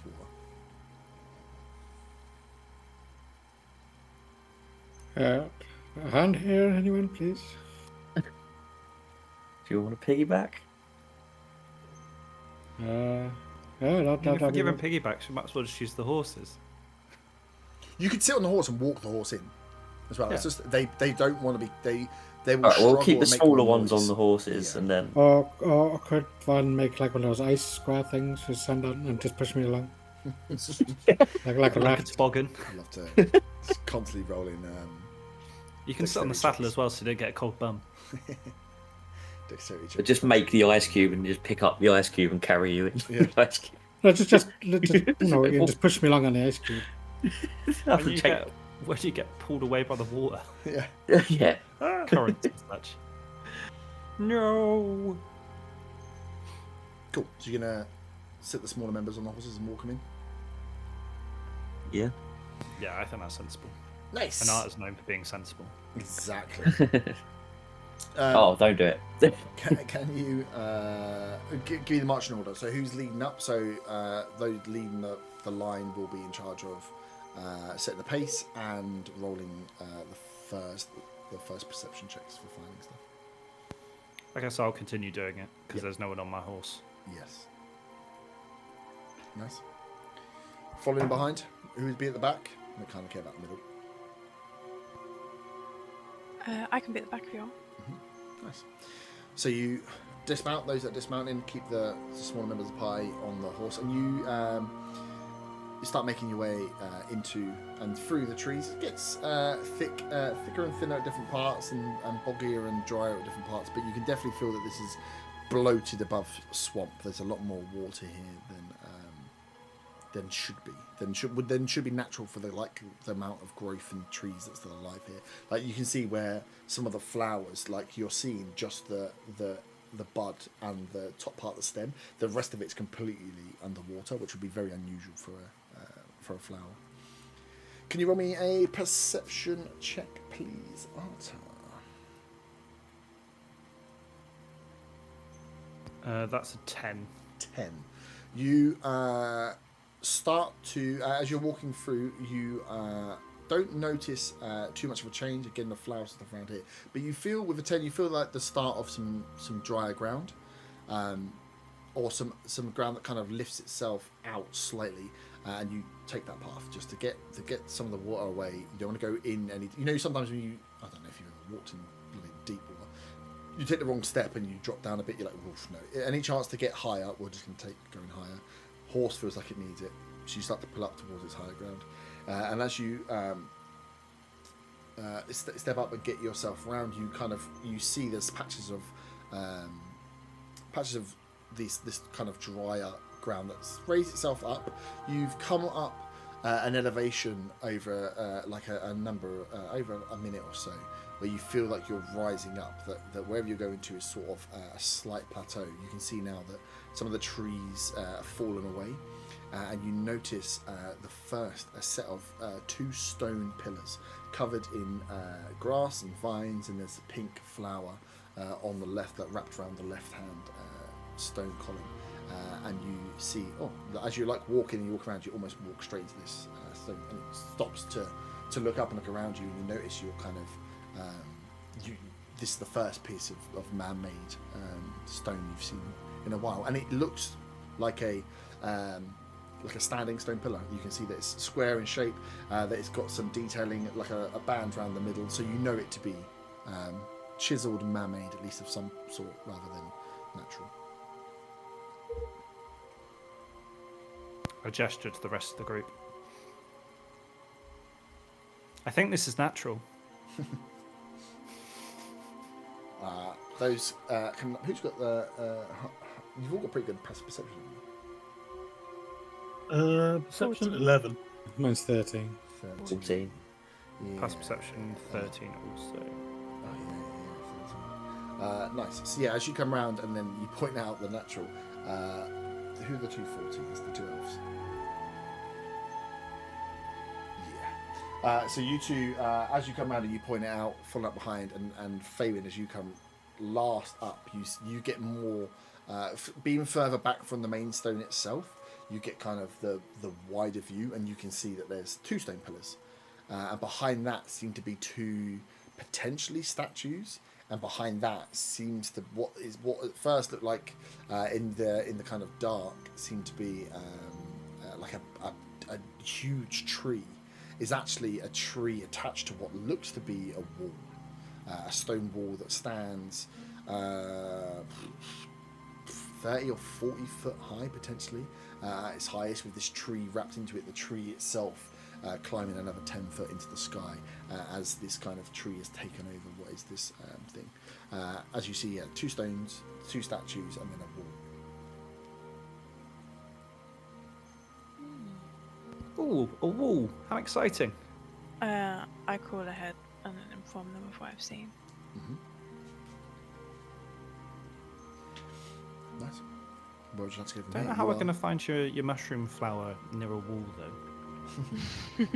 Well, am I rolling? Well, it depends what you want to do. As passive perception, that's where you are. You seem to be within these 2. This should be enough really as well. You see, you're at where you are on this higher ground. You can see you've come up this kind of elevation point. You're on this slightly higher ground. You know, if you were to carry, so say you're facing the two stone pillars. You're stood between them. It looks like an archway or runway in towards this wall. Could be that there's a gap below there, but you can see 2 stone pillars, 2 statues, and then this larger wall, potentially a gap to run through. It's quite dark, and there's lots of trees and growth. If you imagine this is everything here is thick with long grass that runs and these flowers that wrap around things. If you were to look to the right of that and carry on past, you can see that that the water is running there again. You can see that it dips, almost the elevation drops off slightly, and you can see there's water running down there. That's it. Could I roll a religion check to see if it's like a temple, like the ruins of a temple or something? Would I be able to know that? Potentially, yeah. If you want a religion check. Just don't think I rolled one before. Just fancied it. Yeah, go for it. 11. 11. It Just go ahead and roll it. looking as you step forward slightly alongside the poles and get a look at the statues, and as you kind of you're still 10-15 foot from them, and whilst they're overgrown, you can see that they would appear to be like depictions of humans as statues at the front of a gate. That is something that could be religious to you, like two statues guarding an entrance to something, or guarding a wall or a pathway in. It has a feel of a temple or something else. Nothing that you recognise as being from the Commonwealth, from any of the nine sisters, but definitely has some air of some sort of religion. And you know that there's, whilst they are the main gods, that there could have been other gods or are other gods that were around. I mean, Arta follows a non-nicest god. Anyone who wants to roll perception checks can, if you want to get a better feel for where you are or what is going on. 14. 19. Oh, nice. I'm another 14. 14. So the 14s, you see that this definitely looks to be the runway in. If you were going to carry forward to see what was going on here, this looks like the entrance. 2 stone pillars, 2 statues. As you peer in towards this wall, you can see it's an entranceway, and behind that, you can potentially pick up that there's some solid stone or some further stone down. With the 19, you notice that where that water that's running to the right of you is running into this as well. So if you're at like this section of wall here, like you're talking 15 foot to the right of it, there is water running. 19. With a 19, you notice the water, where a lot of the water you've been walking around was more stagnant, this has a slight current, and the current is running out from this building. So something in the water is running either through it, but it's running out from here towards the main river behind you. So you can see that like the water is coming kind of out of this building. From the size of it, you get that there must be water inside, but something is pushing water out, and it's starting to. You can see that there's a current of it running out towards the river.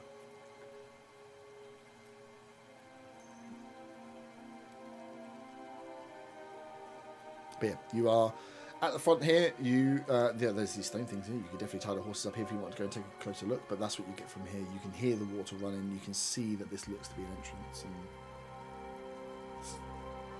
some dots were joined up to say this is kind of what you've been looking for. Don't hear any. I thought this was supposed to be a town or something.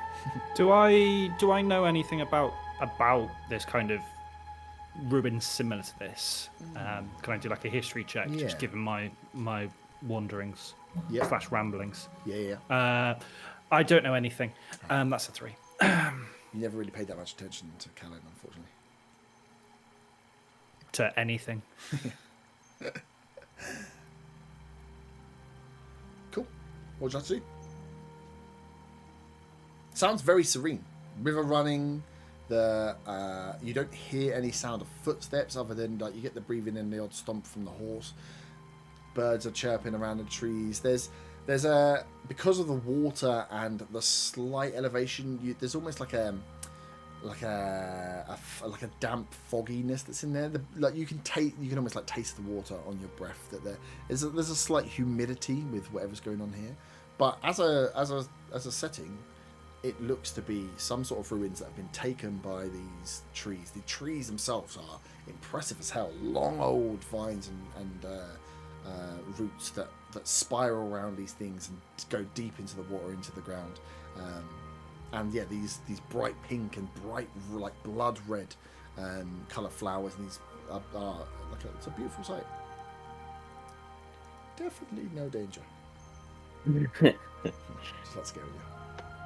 Should we go down?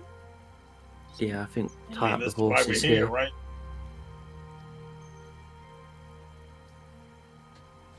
Nice. Tie the horses up. What could possibly go wrong? What could possibly go wrong? So you can tie the horses up rather than take them in. Yeah. Cool. Tie the horses up. Easy enough to do. If someone got some rope. Yeah. So whoever's got some rope, just remember that you've used your rope to tie up the horses. One long rope will be enough to tie all 3 horses up. And they seem fairly fairly at ease. The horses, you don't get any noises or squirms from them as well, so they seem pretty happy to be tied up at this front entrance. Are you gonna make your way in via the entrance, or are you gonna try and in via the water? I mean, the entrance is dry. But... So the flow of the water is like it's at a clear, like big open space, or is it just trickling under? No, it's a big... So, if you were to look to the right-hand side of the right column that you're staring at now, you can see that it's about 15 to 20 foot across, the water coming out. It's not as fast as the river. Nowhere near as fast as the river. But it... you can see there's... So if you're 19, you can see there was a current to it. Where a lot of the other bog water was more stagnant, this appears to have the flowing... A bit like... Have you ever let like a hose run on your grass? You can see where it's close to the hose, you can see that the water's moving, but elsewhere on the grass you can see where it's slightly stagnant. Here you can see that slight current of water coming out, so you know that the flow of water is out away from you back towards where the main river Lyre is. Okay. So it's not like a rapid you can jump in and get dragged away. But it's a decent size, like 15-20 foot of deep. You don't know how deep it is, but at least of wide water that's being dragged away. Can I head over towards that water and then see if I can get any clearer like picture looking in from the waterway? Yeah, cool. So you can make your way that way. What the rest of you wanting to do? I'm going to try and calm down Thunder Hoof. Hoof. Just be like, it's okay. And I do a terrible job. With an 11. You actually spooked the horse mob. 11's not too bad around the handle. If you're trying to keep it calm, you've got a pretty good connection with it. Cool, so you can make your way. The rest of you waiting for Von, or do you want to make your way in through the entrance? I'll follow him. Because he's walking on the water. Yeah, that's the only reason I went the waterway, because I can walk on the water. I'll go the dry way. Cool. Yeah, So, I'll approach the entrance warily. yeah. So give me a marching order for the rest of you, because this gap between the it's big enough. It's like 10 foot, but I would just need to know your order of events and against essentially how you're approaching. Von will have that you're going to creep out onto the water, and then we'll run from what you see from there. Yeah. But I just need to know who is where, behind where before. I'll follow Faywin. Fabian up front? Yeah, I'll follow Yeah. Second Fabian. Cool. Yeah, from. So I got Faywin, Arthur at the back, touching the horse. He said it in a Not like that. creepy way. No, I'm a horse. I can't wait to do horse voices because I want to do speak animals. Nice. So you guys make your way forward. So Fabian, as you're walking down, you get a much closer look at these two. You pass by the 2 main columns, and there's like another 10-foot gap, and then you get to these 2 statues. You can see the 2 statues are 2 depictions of. If you want more detail on them, roll just a perception or history.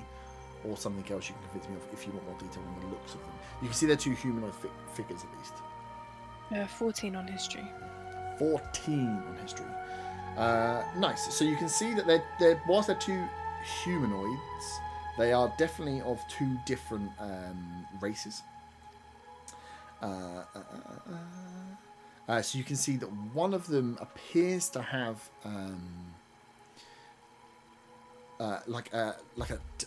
almost like a tail, and you can see that some of the features are slightly more webbed, that they seem to be more of a water-based race, something like a merfolk. What is it, a mermaid? Not quite a mermaid. They have. Oh no! legs. Please tell me it's not a hag.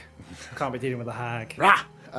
And then the other one is looks to be more elven. A bit more elven, with lots of denotations of leaves as like headdresses and things. So you can see the 2 of them that are up either side of the thing. With a 4th, Are they giants? Then there's giant statues, but they're not giants. But yeah, as you look at them, they just look to be depicting these 2 types. You do remember that some information on the Borderland families, that some of the families originally had like different. They were spawned from different races that maybe don't have such a large place in the world now. But you're carrying forward. You're gonna make your way towards the entrance. Mhm. Cool. As you step forward, can you roll dexterity saving throw, please? For fuck's sake. I apologise. I heard Zaga say No, stealthily, apologise. and then he went to the back. 18. 18, nice. As you step forward and you step behind the two statues, you hear tink, and then you drop back as two arrow bolts. One fires from one side and one fires from the other side across each other, and they smash into the rock either side. These things are, as they fall and knock, you can see that they're old, that they've not been necessarily maintained that well. And that some of the bolts are, there's two bolts on either side still stuck in. These stone mounds that were just supporting the back of these statues, you now see have arrow holes in them, and just the blades of some of them in there. As you step off, you see that there is, below the brush that you have stepped on, that you've stepped on some sort of plate. The trap itself, still, you can still see there's bolts in there. You haven't set them off, but you've stepped backwards off the plate and you've managed to take no damage. Congratulations. Didn't realise I was Indiana fucking Jones. You've gone to a temple. What did you expect? Von, you hear the ching and the crash as that happens there, as you're stepping out onto the water. What are you looking for as you step out? So have you here, there's like a larger tree to the side of one of the statues. So you're probably only like 15-20 foot from the rest of the guys, but you're just like onto the water, just creeping around this tree, just about to lose your kind of cover looking out, as the bolt goes ching and makes a noise, but you still get to look out inside of the thing. Yeah, I just kind of want to get like a. I mean, I guess like, can you see fully into the temple from the waterway? Yeah, it's just dark still because it's getting into the dusk, so it's slightly dark. Give me a perception check for exactly what you pick up.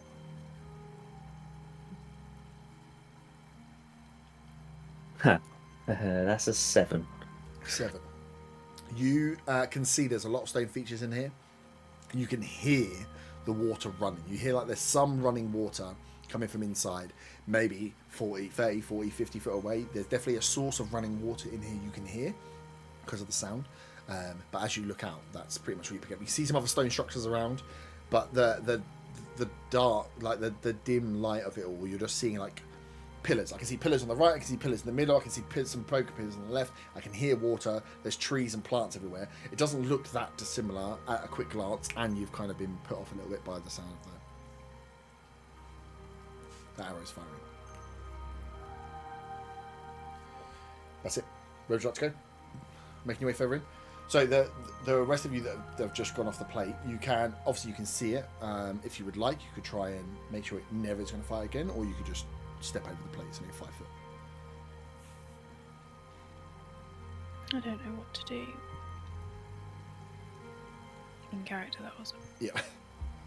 You've just jumped back as the rest of them have seen. You've just heard this shoot as these two. Okay, so I tell them that go. there's fucking Yeah. arrows. You out heard there. it. Everyone heard it. That made a sound like the horses Yeah. were doing it, like whoo, as that metal Alright. clanking into the stone. This is full of booby traps. We need to be careful where we step.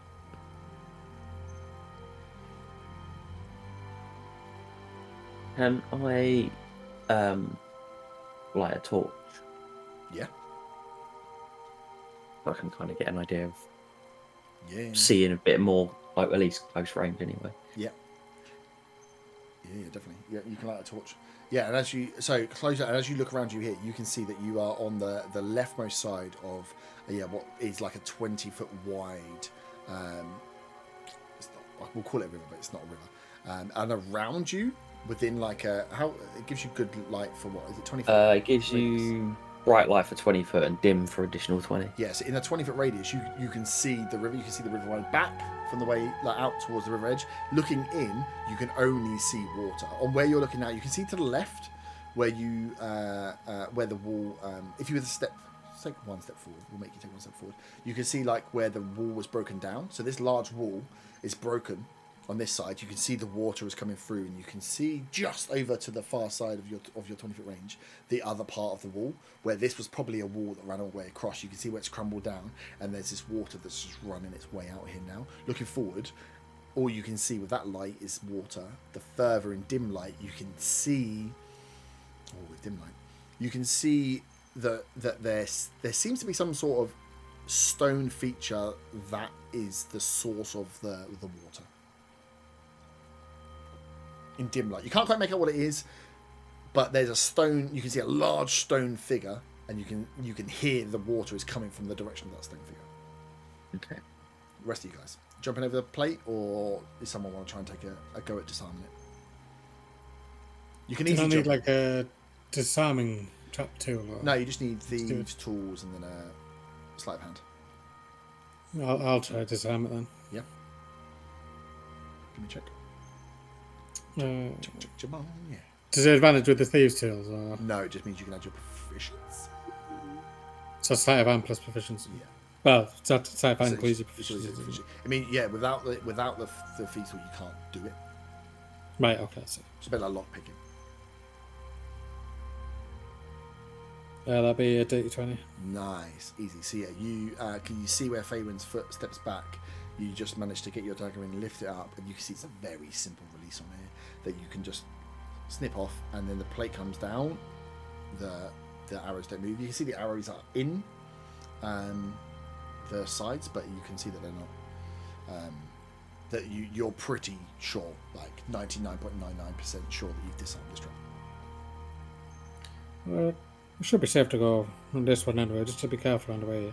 Rest of the way. Making your way in? Yeah. Yep. Nice. So you guys step in through the entranceway. The entranceway is kind of like 10 across, 10 up. Nice little square as you push through. And as you come out the other side, in the dim light, you can see to the right-hand side where Von's light has lit up all of this waterscape.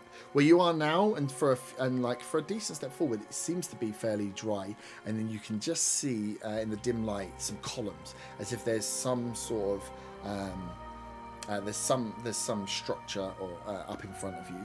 To the left, you can just see where the wall is kind of given way to more of the brush in the dark. There must have been more pillars there or something there. Maybe there is underneath, but you don't see a wall running to your left. But you definitely see up in front of you is this thing, and you can slightly see to the right. You can see where Von's lighting up, where there's just a huge amount of water. You can see there's water that kind of flows around a lot of this space, and you can hear the running of that water.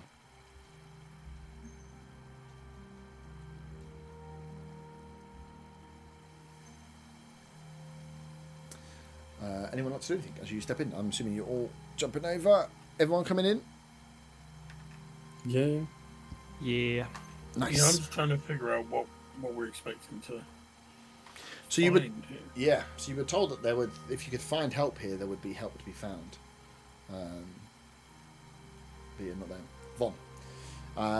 We've taken a step forward, looking round. The kind of what you see your party members up on a drier part of land. You can hear and see that stone statue in front of you. You can make your way towards it if you like, or make your way to your party. Up to you.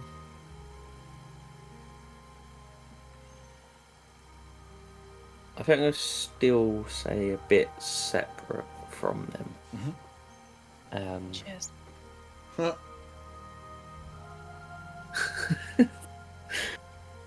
I'm just going to keep away from them because they seem to Move a bit closer towards. Yes, as you're looking at it, you can see the right hand. You can see what appears to be the right hand side of this temple. We'll call it a temple. And there's the pillars. You can just see this big statue in front of you. So yeah, if you take like a fire, you got 20 foot of good light. Yeah. You're going to need to take 10 or 15 foot forward, but you can keep it so you can stay. How far do you want to stay away from your party? You're probably at 20-25 feet from your party now, so you can move a little bit closer and get closer if you'd like to half the distance. Well, I got dark vision as well, so the dim light The dim light, is will like show you the bright stone. light, isn't it? Dim light is light, bright light, but you don't get any colours with dark vision. So in this dusk, all you're seeing is this like dark, grey stone thing, and you can hear water coming through. So yeah, taking a few steps forward, you'll be able to find out what it is, I suppose. Yeah, I will carefully take a few steps forward. Yeah. Because obviously, judging that the pathway I'm coming through was a wall before. Yes. I am wary after hearing them activate that other trap that there may well be other things inside here. Mm-hmm. Yeah. Okay. Cool. So yeah, you step forward the 15 foot. So yeah, you are 15, 20 foot away from the guys. You see now in front of you that larger stone thing is a statue. A statue of like a looks to be like no, it's not really a dragon, like a snake, like a dragon serpent snake type thing, and its mouth is just spurting out water. You can see around it that it looks to be some sort of pool, like imagine like a wishing well with a central fountain, but this thing is just firing out water. You can see where that's the currents coming from, that like the water's overflowing and running down to you. From judging the depth, you can see the statue under that it is like itself is probably like 5 or 10, like it's deep, it's getting deep, that it's throwing out this much water. The water's running out to the north from where you are, it's running down to the south, and it's running towards, you can see this central structure here as well, and yeah, this thing is just firing out water. The rest of you will see the rest of you will probably pick up those. I think, has everyone got dark vision? And those that don't have something that gives them dark vision. Yeah. Correctamundo. The goggles you stole off me. Yeah, which is good. Oh, Correctamundo's going to be Art's new They're thing. mine already. Correctamundo. I know. Here's some goggles of night for someone that might not have dark vision. So I go like, I'll have them. No. So with as Yvonne steps forward, you start to see it glistened up, and you can see this it looks to be like pretty scary. This like serpent head that's there, and just this wide open mouth with this flow of water just firing out. The light he gives probably gives you enough to see as well that up in front of you in the drier land that kind of rolls out, and it's probably only a 10-15 foot path that seems to still say dry. It takes up to 4 big pillars, and within the 4 pillars there seems to be some kind of like stage, for lack of a better way, some stairs, and then this kind of central area, whether that's comes kind of like ritualistic like altar of sorts within these 4 pillars as they're there. Can you all roll perception checks for me, please? I can get one of you to do it, but I might as well let you all do it. 12. 11. 10. No. 13. 6. Cool. So as you're looking out towards, you can see that this definitely is the cause of the water. That there's this statue thing going on. You can see the water is flowing around. As you are looking out to your, the 3 of you there looking out to your left, you can see the water is kind of starting to shift and move around. And it's, as you're looking at it, it doesn't seem to be forming a current. You're kind of peering in, and it's fairly clear. You can't see anything kind of within the water. Von, you get the feeling with the ring of water in it that something is moving within the water. And as you peer around to try and find out what's going on, as you turn around, the water itself behind you is just starting to rise up unnaturally. Was my thing. As behind you. Can I use my shape water to push the water back down so it looks like nothing's happening? You can certainly try as this large, not giant, what looks to be would be an animated beast appears up behind you, you notice it a bit too late. I'd like everyone to roll initiative, please. 16. We will pick that up next week. Did you pre-roll initiative? I did. He was ready. Why being a show? I rolled ages ago. I rolled a natural 1. That's a 5 in total. There's 2 initiative rolls in a row. 15. You've done that Yep. one. Right, so 8. 15 for Corin. 8. 17 for Arta. Nice. Look at this pretty map. I didn't get this pretty impression from the description. Sorry, I'll do better next time. 18. Where were you, Fabian? You just said it first and I ignored it. 16. 16. Nice. So Arta, Faywin, Corin, Von, Zaga, and I will sort out after next week. I think we'll come back for the battle. So yes, this is where you are. So there is, I had the pen here, but I was going to draw on it. The water kind of runs all the way through here. But I'll wipe it off and do it all properly for next time so you can see exactly where the water lies. GG's. That's fun to start with next week, and we're back on Thursday next week. Time to cast lots of electrocution spells. Let's hope no one's covered in water. Let's hope no one's... Well, he's floating into the water.